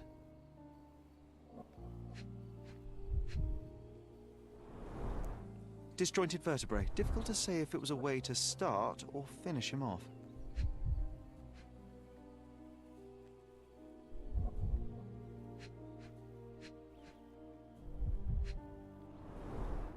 A belt from a dressing gown. Curious. A kneecap reduced to splinters. That probably didn't feel good. And what else? Concentrate picking anything up? No. Where's this last clue?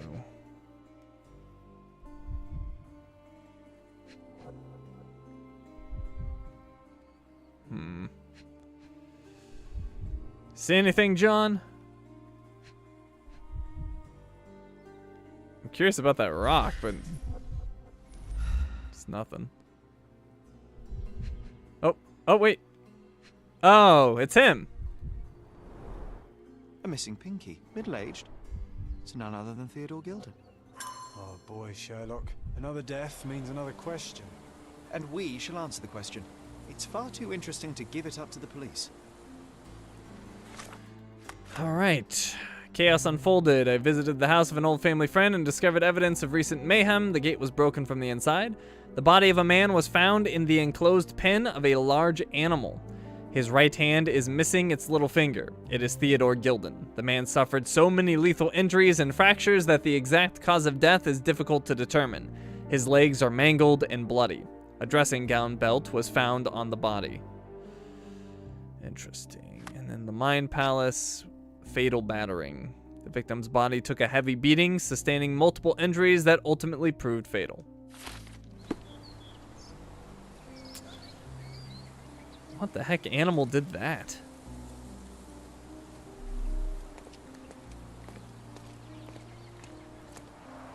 Hog heaven. Alright, so he like kept animals. Maybe a wild boar did that to him, but that even seems a bit of a stretch. A coal gas tank. Enough to pump up an airship.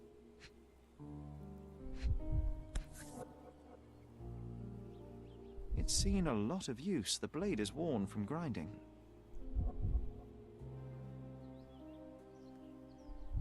A sailor's knife, useful for cutting wet and thick ropes. Sailor's knife,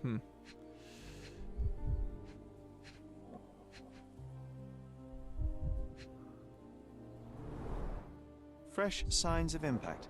A rough landing led to an altercation with this shed.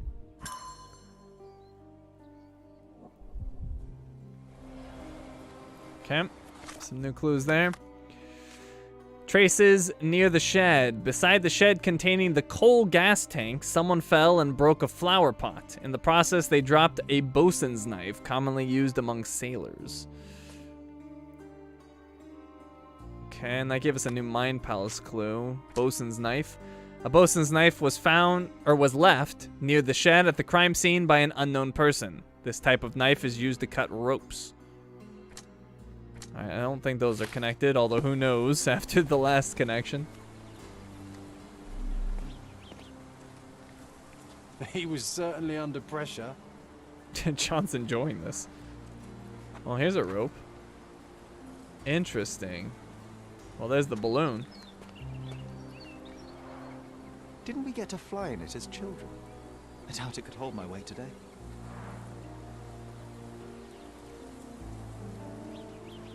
So, Shinies, do people complain about the reading? I personally enjoy it. A lot of people do, but usually they're not the type to stick around. It's just something that's become a thing on my channel, and people enjoy it. So, it's my little niche, I guess.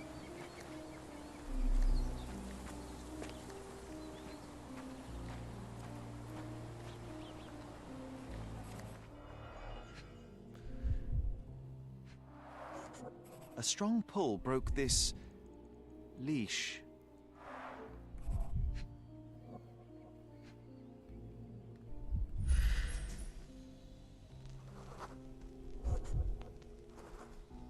An elephant?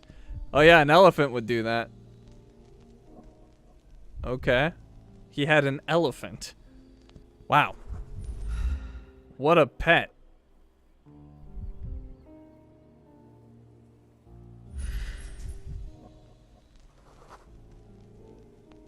Poke the elephant with this? Really? People are hopeless. Huh. This is an interesting case.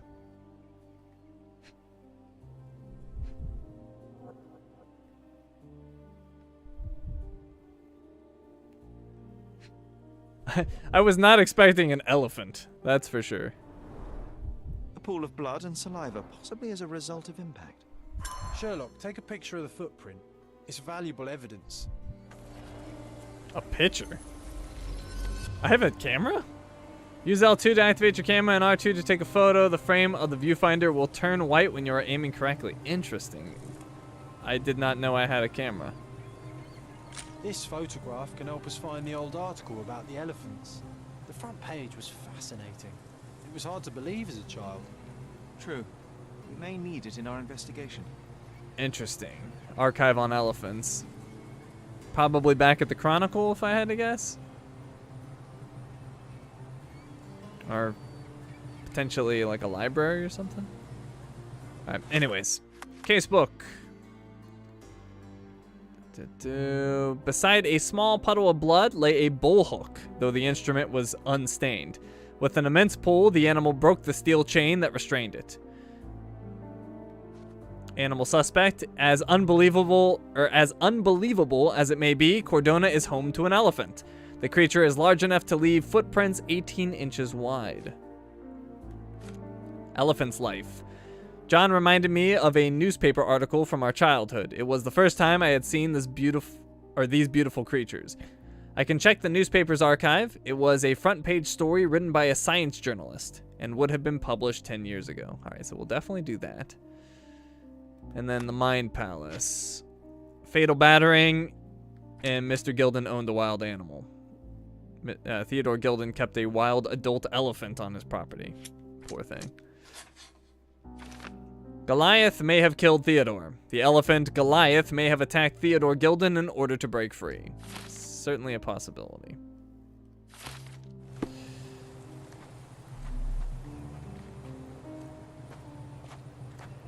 This is quite comfy.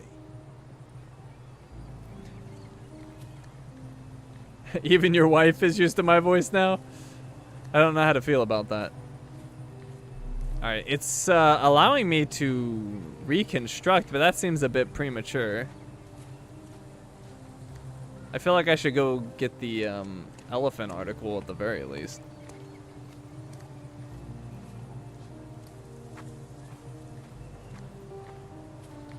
Alright, let me at least go get the article. So, let's head over to the Chronicle.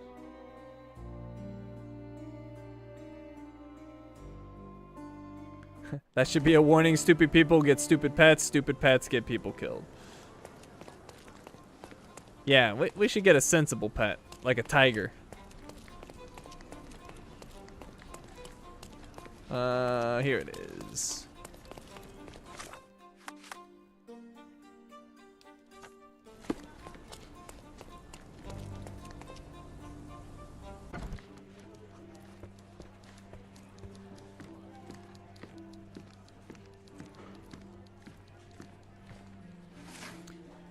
Okay. So, let's see. It is currently 1880. He said it'd be 10 years ago. So that would still fall in this category. People, no. Section. I guess it'd be articles and interviews. Oh, it's front page, actually. All right, front page. And district, no. I guess it'd be a journalist. Alright, let's search this. The Lord of All Beasts. The Lord of All Beasts, written by Dr. Ian Menzies. Only a lucky few can claim to have beheld this planet's strangest and most wonderful fellow, the elephant. Said to be land's largest animal, this colossal yet friendly creature enchants all with its size, intelligence, and communication. Elephants are mammals, just like humans, and originate in Asia and Africa. Despite feet that reach 18 to 25 inches in adult males, the elephant is surprisingly agile, and in concert with its prehensile trunk, can perform feats of remarkable dexterity. Elephants form strong emotional bonds with their loved ones. Some scientists have even reported witnessing signs of grief or happiness. Perhaps the question is not how much elephants resemble us, but how much we resemble them. All right, so that That's the article. Oh, feeling old already? I already knew this to some extent, but yeah, it's highly unlikely that if he treated the elephant well that he would have been killed by it, so probably something else went down. All right, so John's diary documents, the Lord of all beasts. We saw that. Gilded cage, okay. I found the article. John was right. It contains useful information about the life of the elephant. Yeah, it must have been provoked. I don't think it would have just killed his owner unless we find evidence that he was like abusing it or something. Which I doubt, because like why would you go through the hassle of getting an elephant if you're just gonna abuse it?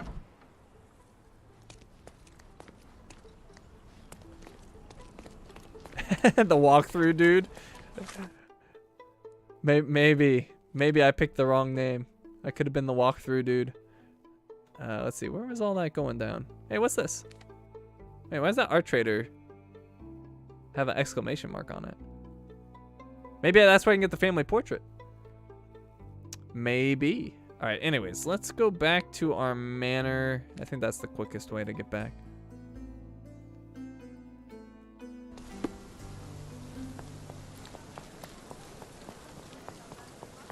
Not a whole lot of evidence to go by. Unless there's more to be found. Well, I can go inside? No. It tricked me.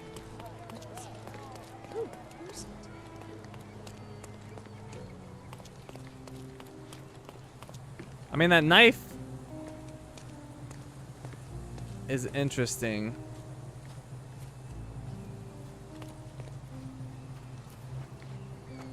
Okay, let me look at the evidence again. Traces near the shed. Beside the shed containing the coal gas tank, someone fell and broke a flower pot. In the process, they dropped a Boson's knife commonly used among sailors. Animal suspect. So regardless, he got trampled. I don't think any human could have done that to him, and the elephant could definitely do that kind of damage. I visited the house of an old family friend and discovered evidence of recent mayhem. The gate was broken from the inside. The body of a man was found in the enclosed pen of a large animal. His right hand is missing his little finger, is Theodore Gilden. The man suffered so many lethal injuries and fractures that the exact cause of death is difficult to determine. His legs are mangled and bloody. A dressing gown belt was found on the body. That is also weird.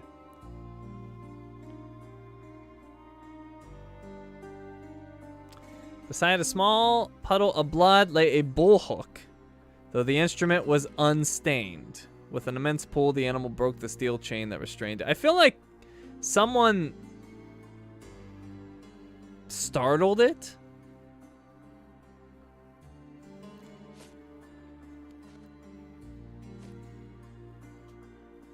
Yeah, I think it got scared and he got trampled in the process on its way out. Let's see what we can figure out with the reconstruct.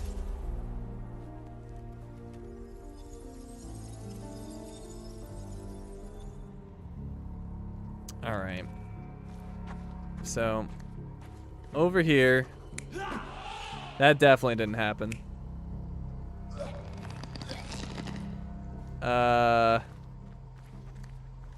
That seems unlikely. Wait, who is that? Maybe somebody else? Wait, is that the same person?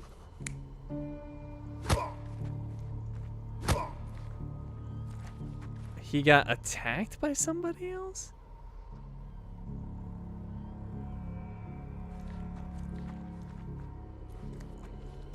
No, because it's unstained. So that would have drew some blood. So that's definitely not it.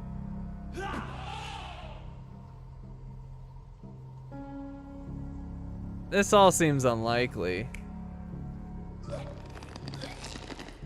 Unless that's a different person. Hold on, let me exit this.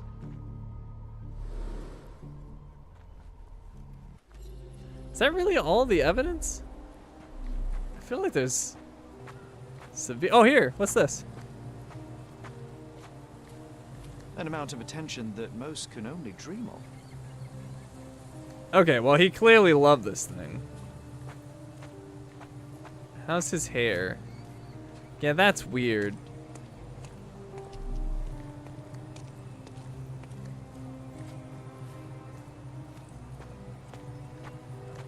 Okay, let me go to the other thing, because none of that seemed right. It's possible he got attacked, but then it would have had some blood on it.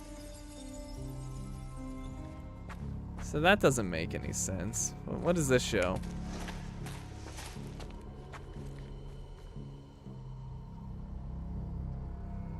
Interesting.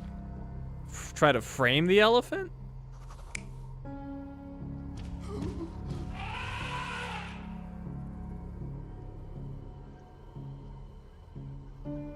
Huh.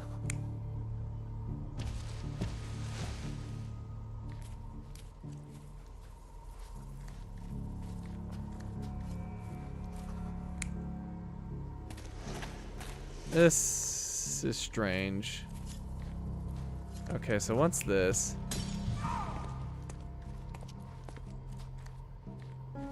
Oh, crashed open. He would have dropped his knife.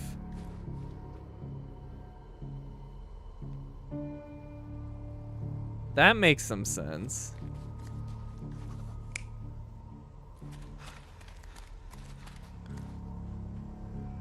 That doesn't make any sense. Okay, so that's definitely what happened there. He got thrown back with the gate.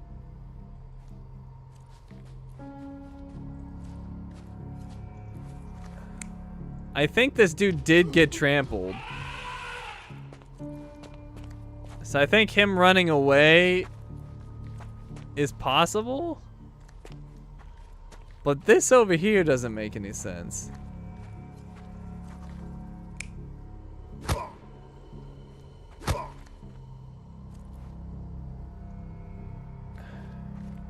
That might not have cut him though.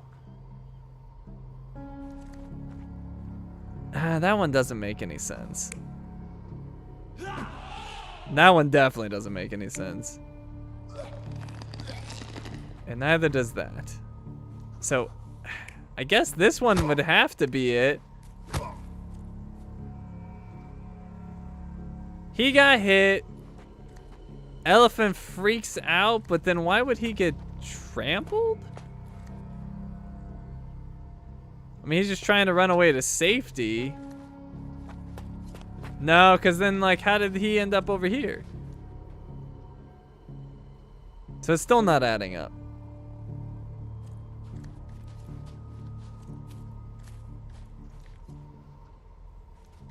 It's still not adding up. Unless...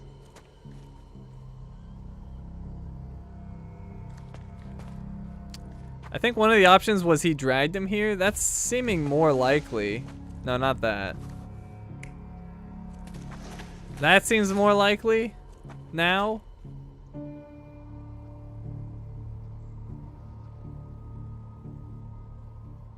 No, it's still not adding up.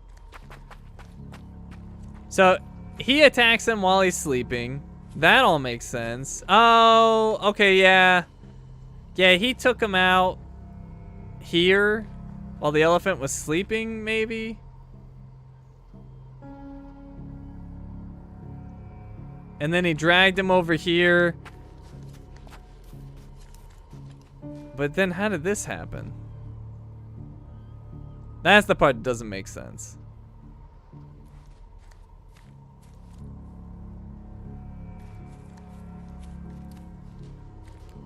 Like, what was he, like, what was the point of this? There was some rope over here that he cut, apparently? Well, let me look at the thing again. Beside the shed containing the coal gas tank, someone fell and broke a flower pot. In the process, they dropped their knife.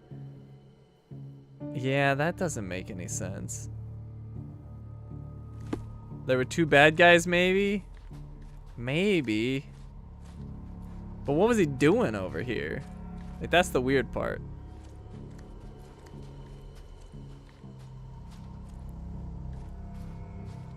Like, he would have got trampled on the elephant's way out. Maybe. I mean, this is the only thing that makes any sense. Like, the elephant wouldn't have killed him. So I'm not quite sure how this guy got hit. But perhaps that makes the most sense. I don't know. What do you guys think? I think I'm going to go with this.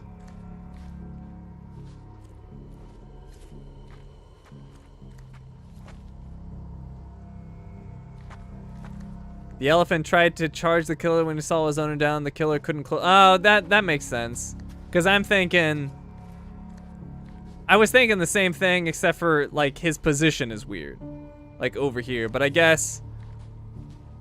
Well, no, because then the elephant would have turned around and kicked his butt. So the elephant probably didn't know he was there. Would be my guess. But anyways, this is the only one that makes any remote sense, in my opinion. Yeah, I know the killer tried to make it look like the elephant was the killer. I got all that. I just don't like this part over here, like how he ended up on this side of the fence. That's the only part that's confusing me. But the rest of this I think is right. So I'm going to go ahead and validate it. I think this is correct. You're not even trying, Sherry. And I was wrong.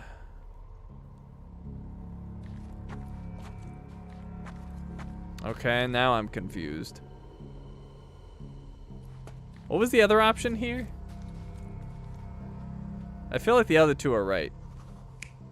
So the other option here is he's just running, but that doesn't explain this.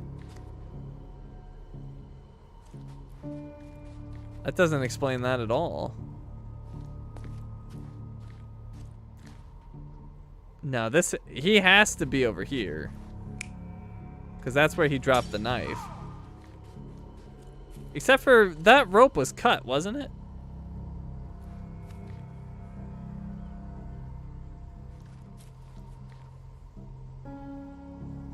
So maybe he wasn't... Oh no, because that was thrown, but that would be thrown if the gate was opened abruptly.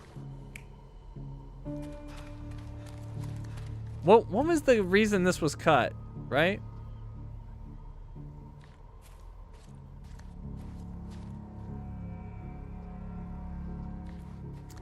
I feel like he cut the lines over here for some reason. Let me try this, because this also makes sense to me. And the elephant would have been enraged to see his owner dead. Alright, I'm gonna go with this. You're not even trying, Sherry. Concentrate. Okay.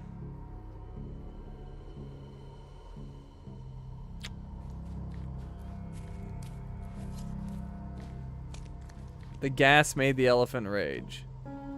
That's what I was originally thinking too. But then that doesn't make sense over here because that's not even an option. Like the only option is dude gets attacked. Dude attacks the elephant, which didn't happen. Or the elephant attacks him. Which also doesn't make any sense. So that is the only one that makes any sense to me.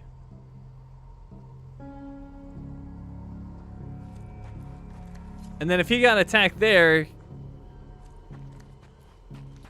I mean, unless...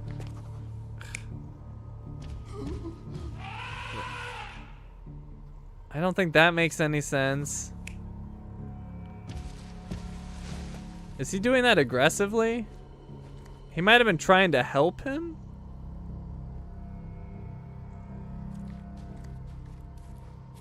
That doesn't seem aggressive. Maybe that's it. Maybe he got attacked. Elephant wakes up. He drags him over here to try to help him. It didn't work. He sees the guy, or the guy... Yeah, maybe? This seems possible. He wakes up. He sees the owner dead. He lays him there. Then he charges through the gate. That guy gets smashed back. Possible?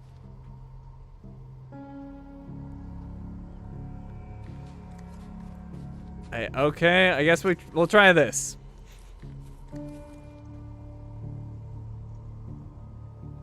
Alright, we're gonna try this.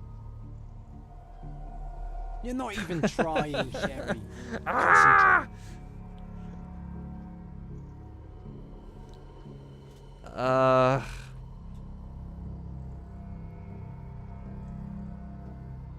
I'm baffled.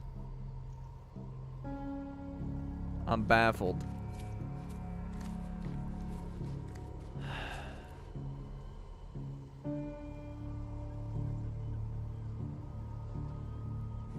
Okay, let me step through this again. Once again, this one seems the only one that's feasible. The only thing that's weird is that that is clearly hooked.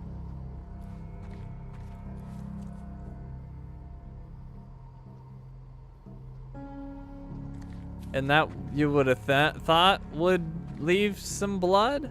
And then wait, that doesn't explain the blood here though. Or maybe that's the part I'm overlooking. Let's see.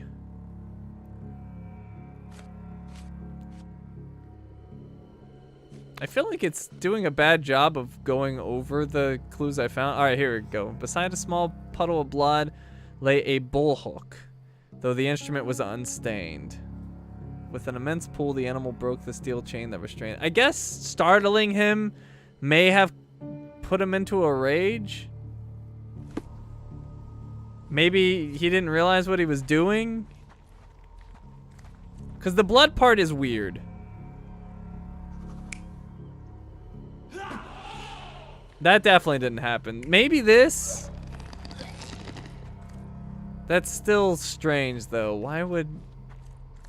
And then that still doesn't explain the blood here.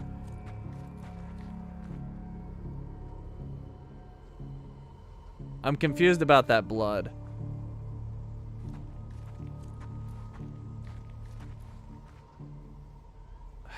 Maybe he got startled.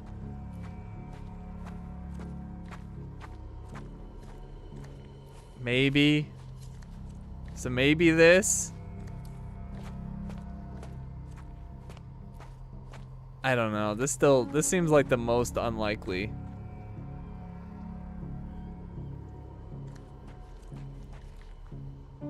But maybe he got smashed here and then dragged.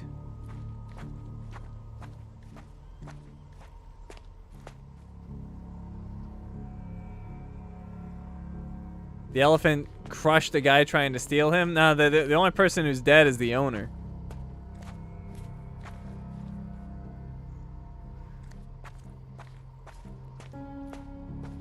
I don't know. I don't feel confident in this one. But what else?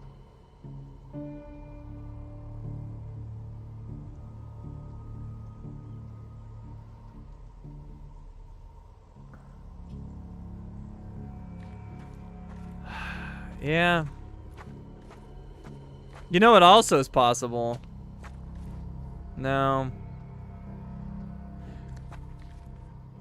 Change the exit scene? Yeah, but if we change that, that doesn't explain the broken vase at all. Like, this is the only one that explains the broken vase. And the dropped knife. Although, if he was cutting something to startle him, maybe. Yeah, I don't have anything to lose. I'm just trying to figure it out. Alright, you wanted me to try this. Let's validate. You're not even trying, Sherry. Yeah, it's not Concentrate.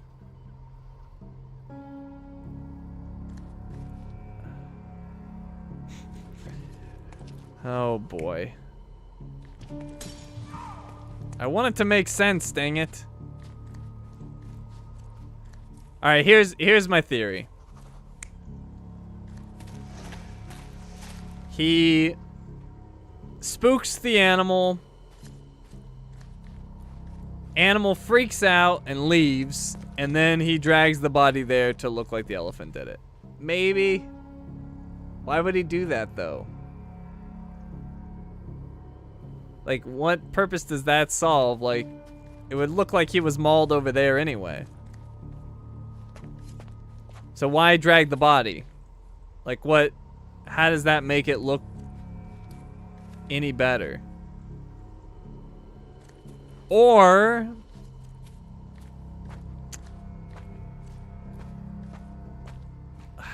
man, I don't know.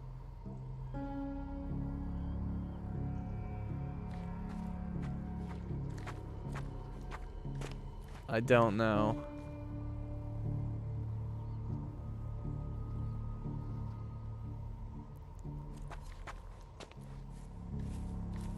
To ensure the elephant runs over him as the killer leaves? What? I'm confused. The elephant already killed him at this point. Unless you're saying he did that. Oh, I see what you're saying. You know, another potential. I don't know if we did this. No, never mind. That doesn't make any sense. It is possible that he... Wait, we tried this before though, right? We had him attack and then that, and none of that worked. The dragging.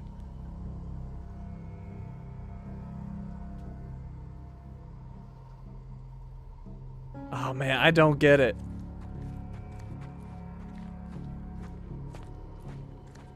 I still don't believe in this, but I'm gonna validate. You're not even trying, Sherry. Oh my god. Concentrate. Why? There's not enough evidence. And what's with the fitting thing? This is the part. Okay, so this is the part we're not considering at all. What is with the... What is with the dressing gown belt? That's the weird part.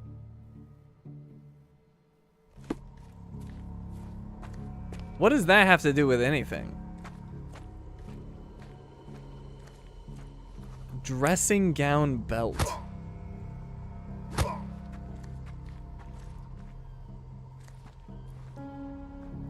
First owner gets hit and knocked out. Okay, that's what I thought. Second, he dragged the body to ensure the elephant runs him over. The killer spooks the elephant by cutting the pipes. We already tried that. That was like one of the first things I tried. Which is this.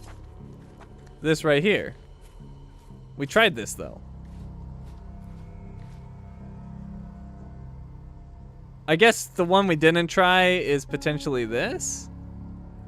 Oh, hold on. Next. I guess we didn't try this, maybe? I thought we did, but maybe we didn't. Let's try this. You're not even trying, Sherry. Concentrate. Yeah, see, I was with you, Aaron, but neither of these is the situation. Because we tried, this was the one I tried initially. You're not even trying, Sherry. Concentrate. Is there another scene that is missing? It feels like it. Oh, John's diary. I wish Sherlock and I were more united during imagination. It feels like he keeps overlooking key details.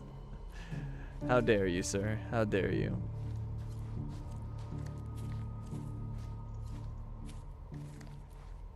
Okay. The part that this doesn't explain is the blood. That blood makes no sense. Because it's not on the weapon.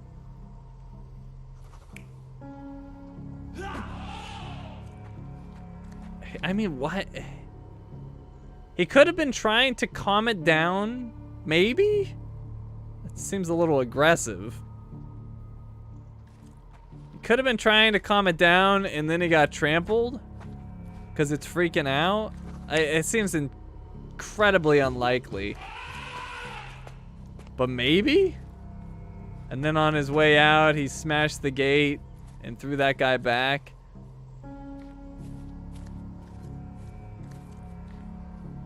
Gate is right.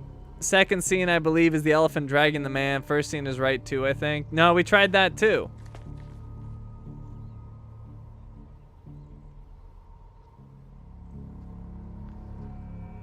We tried that too.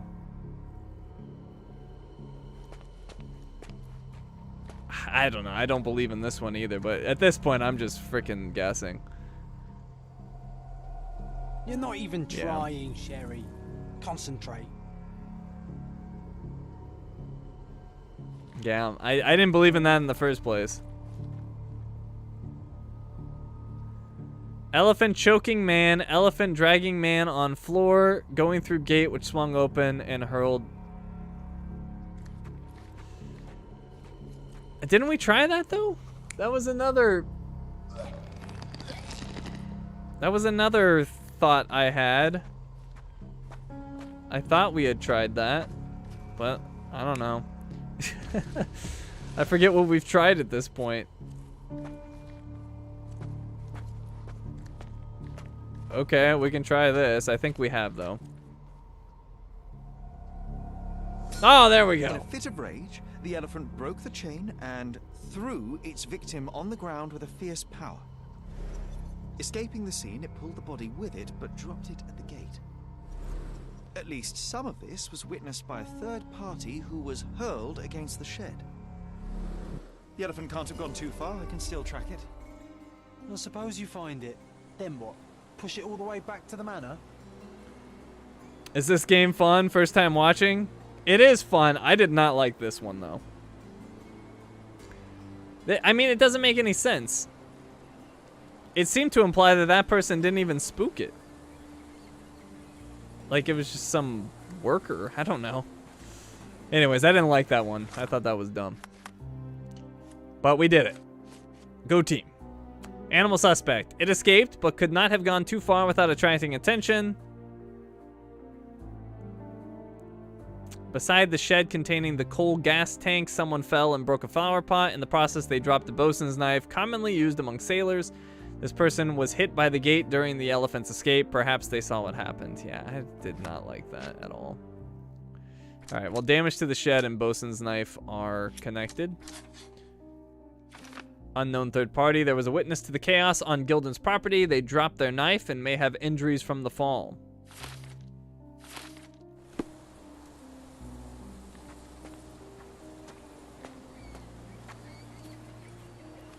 Yeah, I did not like that case. They give you almost no evidence. They reinforce the fact that the elephants form a strong bond. It tells you that he treated the elephant well, and then he gets killed by the elephant. Oh, okay. I didn't like that case at all. Although it's still ongoing. All right, so anyways, I'm distracting myself. So animal suspect. I guess I'm gonna have to use my concentration to track it. Would be my guess. Or not? Oh, I could ask them. Are you able to help me? I don't talk to ruffians. Sorry. Even when there's an elephant trampling people, you don't talk to ruffians? Alright, can I switch anyway? I can. Cool. Get my no hat back. Okay. Now will you talk to me, you jerk? Could you help me? That's a question I can answer. Animal suspect. The elephant named Goliath crossed the Greek bridge in the direction of the forest where Theodore used to walk it. He used to walk the elephant? Wow, this guy must have been popular. The elephant named Goliath crossed the Greek bridge in the direction of the forest where Theodore used to walk it. Let's not get trampled.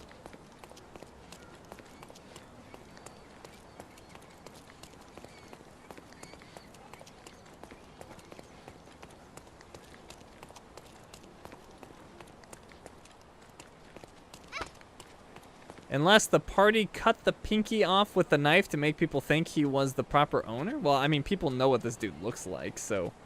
Like, You can't just cut some random dude's pinky off and be like, oh, see, the pinky's missing. It's clearly that guy. So I don't think there's anything to that theory. Oh, here we go.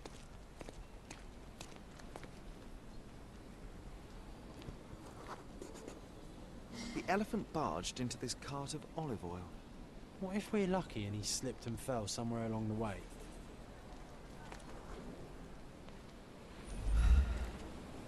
Is this familiar to you?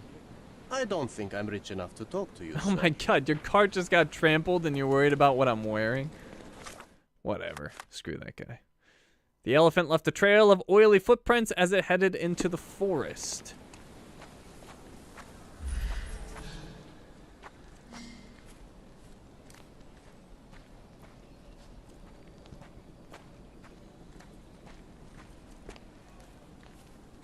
I love how everyone's just casually walking around like there wasn't a giant elephant that just trampled through this area. Like, oh yeah, this happens every day.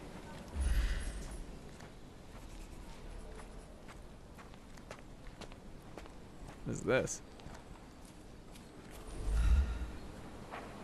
My gratitude to this island will grow, just as this tree I gift to you. From the most responsible citizen in Cordona, T. Gilden.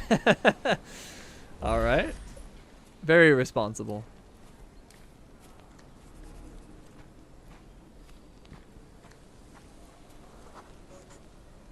Okay, hear me out. If an elephant falls in the forest and there's no one around to... John, no.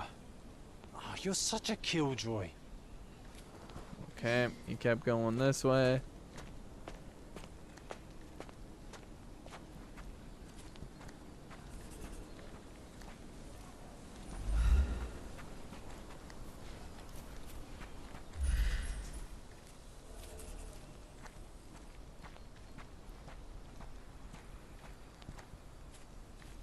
Well, I'm glad at least I wasn't the only one baffled by this case. Where that bar one, everyone seemed to understand what was going on, and I'm like, huh? I don't get it. So, at least it's not just me.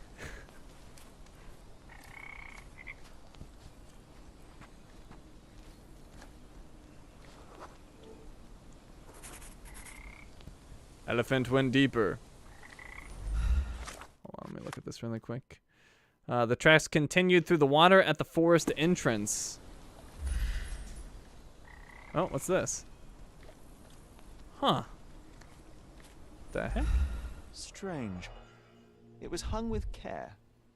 Well, this is that dressing gown. Or part of it. Ink-stained letter. Dear Theodore, I am writing to you as a fellow islander. I value our friendship just as I value the lives of our people, although I am afraid this one-sided friendship cannot tie my hands any longer. I am being made to look weak in the eyes of your neighbors. They believe that your tree is a mockery, and not a peace offering as you intended. The people are afraid. You refuse to give your elephant a proper trainer, instead using your own limited knowledge to teach it. It is an impossible situation.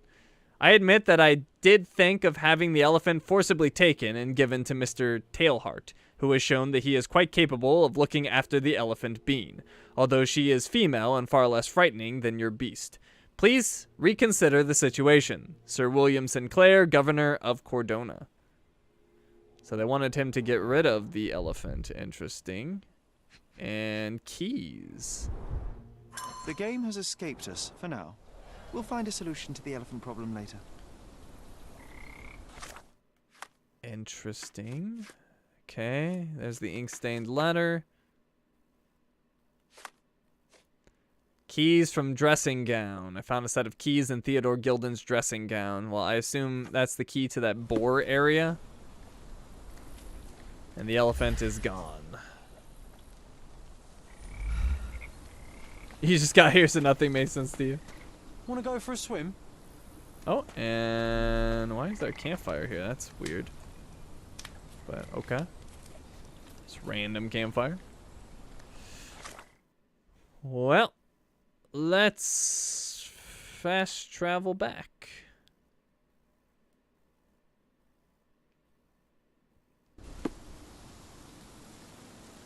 I eventually resorted to just trying every option until it validated.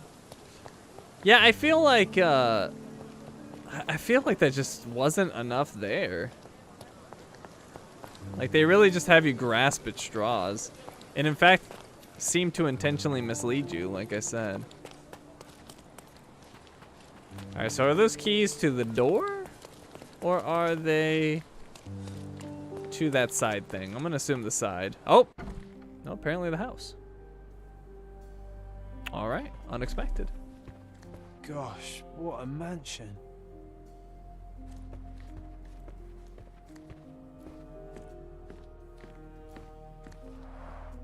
I can always recognize the spirit of a true artist.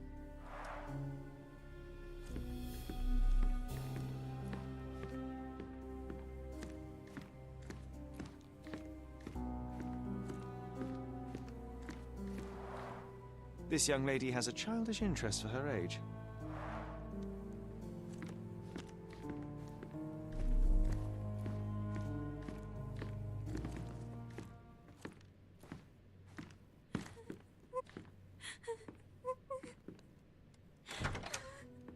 You.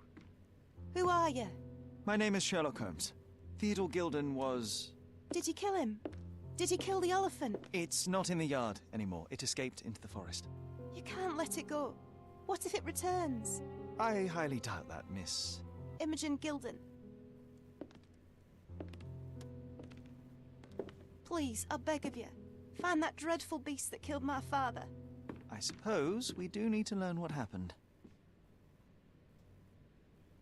Tell me everything you know. Can you tell me what happened? From the very start. I was here, so I didn't see how it began. My father visits the enclosure every morning to wake up Goliath.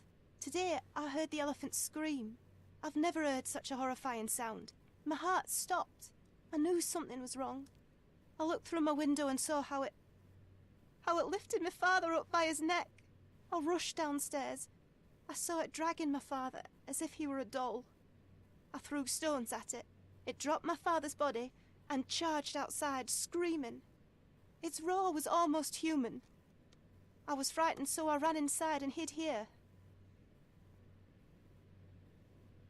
I'm sorry for your loss. That is a terrifying experience, Miss Gilden. I'm sorry you had to go through it. Thank you. Goliath must be caught, Mr. Holmes. Well, thank you for the information, Miss Gilden. I did have some questions for your father. Perhaps you might help me with them? I wasn't privy to much of my father's life, and it's very hard to think of anything at all with Goliath still loose. Please, Mr. Holmes. Very well. Do you mind if I ask you more questions if I find anything that might help? Anything to catch that monster. We haven't met before?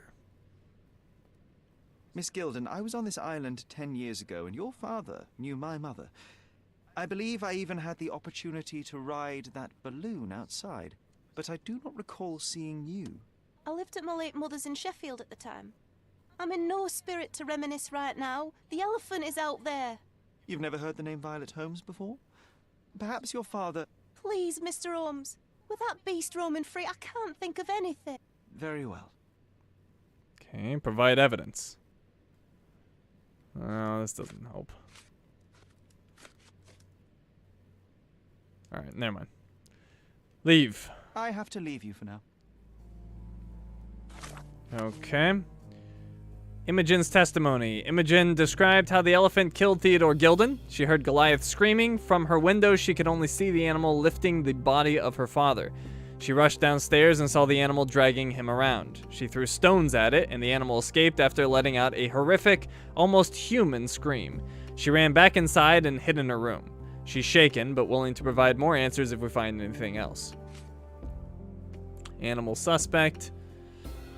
I noticed Theodore's gown hanging on a branch, seemingly left by the elephant. I cannot pursue the creature any further at present. I don't think the elephant left the gown. That's odd. Traces near the shed. Yeah, we've seen all that before. All right. Why didn't she say so in the first place? It would have made the crime scene reconstruction much easier. Yeah, I feel like I feel like this all should have been included in things we could have found. Oh, no. Go away. I have to leave you for now. Yes, you do. All right. Anything else here? What's John looking at? Who's a cute bird?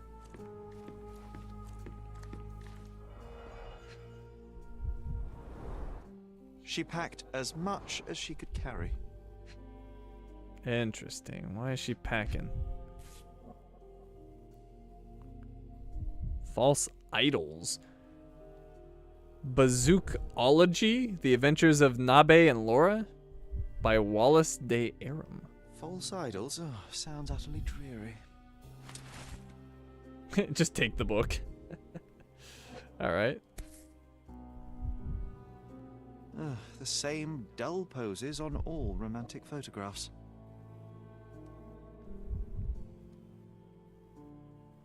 So idyllic. Enjoy your happily ever after before it stales. Hey, Sherry, we need to talk. You found false idols. We need to find the remaining two. What does bazooka even mean?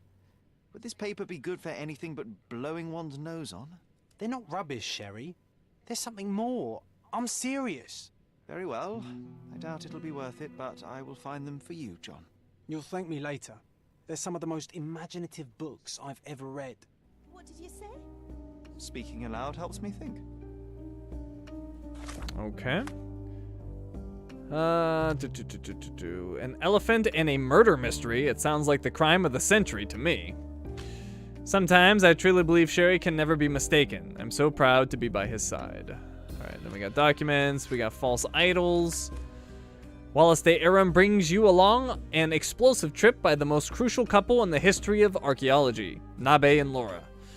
Follow the path of love, betrayal, and revenge in the first part of the trilogy of Bazookology. Steel-muscled Nabe and flexible Laura attempt to find the lost city of the moon. It might be Nabe. I'm gonna call him Nabe. Lost City of the Moon. However, there is a somewhat oversized monocle that has been focused on them since their journey to the center of the Earth, Dr. Madbone. Giant underwater spiders, poisonous parrots, and bloodthirsty mummies will test the luck and knowledge of our characters. Will our beloved pair of scientists survive? Find out in the first part of The Adventures of Nabe and Laura.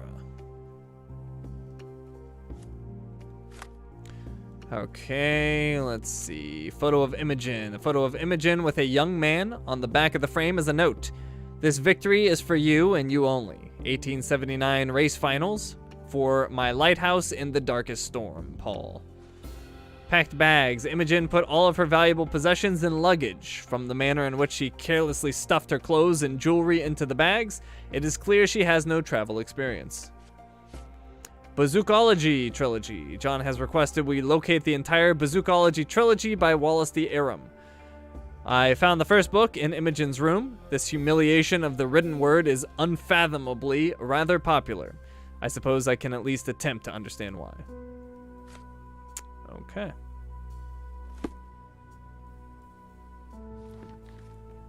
Anything else in here? What's this?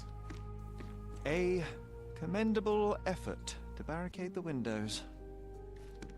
Okay, this lady's a little weird. Still plays with dolls as an adult.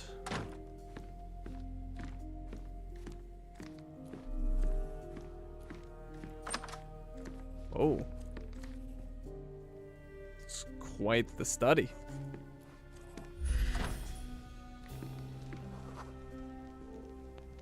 The nicest spot in the room. Mr. Gilden spent hours of his life right here. Staring at an elephant's backside. What a wonderful life.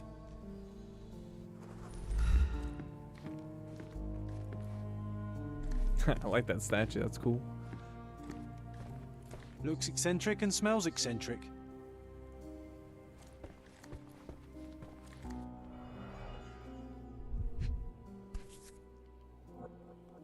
Oh, the pungent stench of an animal. Did Theodore seek some pink elephants with this? A relatively functional choice to replace the finger. Okay, so we had a little finger pouch thing to fake it. But why wasn't it on?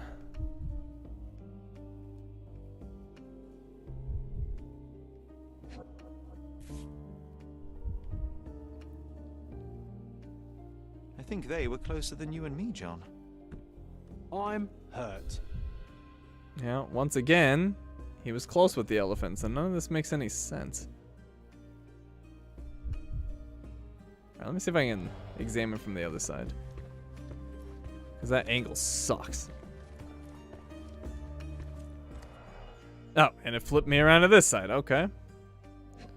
Oh, here we go. What's the book? Oh, never mind.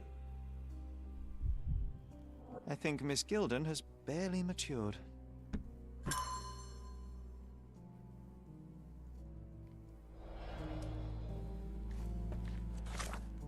Okay.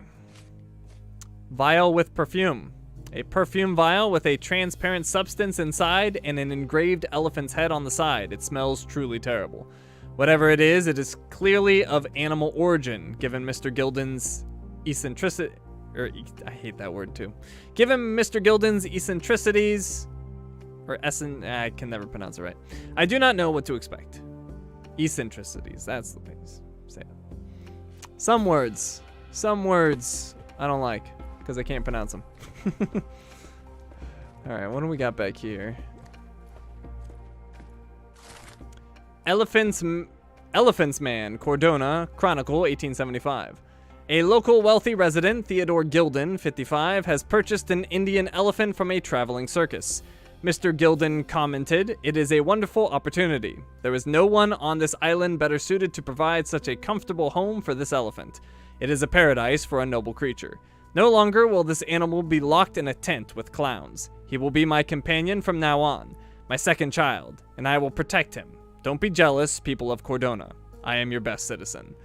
Only time will tell if this is a midsummer madness or not. The neighboring elite of Cordona are shocked to read the news and furthermore, to hear the terrible trumpetings of the beast. But they are having to accept the eccentricity of one of Cordona's most powerful. Now we can all say that the richest of our island have troubles to bear too, the same as the rest of us. His second child? An apparent son and heir, I'd say. John's diary, documents, boom.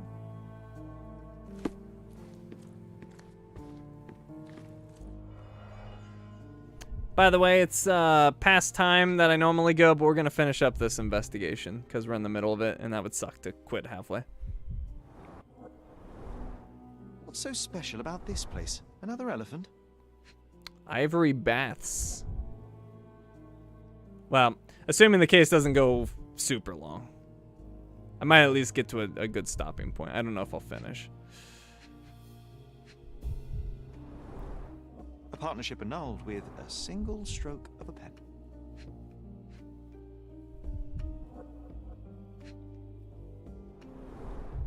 A catchy title. I should take a photograph of the plans. I don't want to carry them around.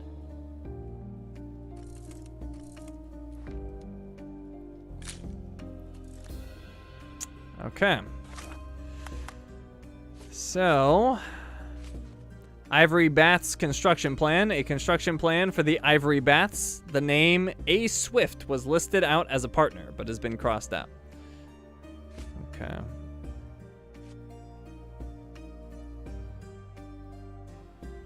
Finish investigating the mansion. The other locations can wait until next time. Yeah, that's probably what I'll do. I'll just have to remember everything I was up to. But we've got the evidence to go over. Mother. It's nice to see her young and smiling. From before Mycroft was born, our family loves to prod at the past. Holmes's desire to rake up the past is hereditary. Okay. So, his mother went on an expedition with him. Quite the spectrum. From the history of the Roman Empire to conspiracy theories of the French Revolution.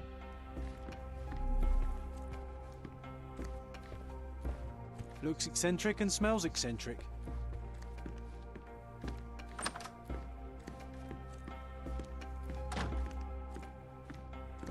Seems odd such a lover of elephants would be an ivory collector as well. Well, he might wait till they die. But yeah, I thought that was weird as well when I saw the tusk in the case.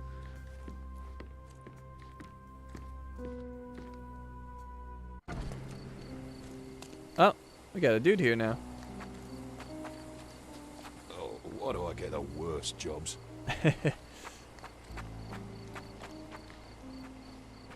Alright, I wanted to see if the key would work over here.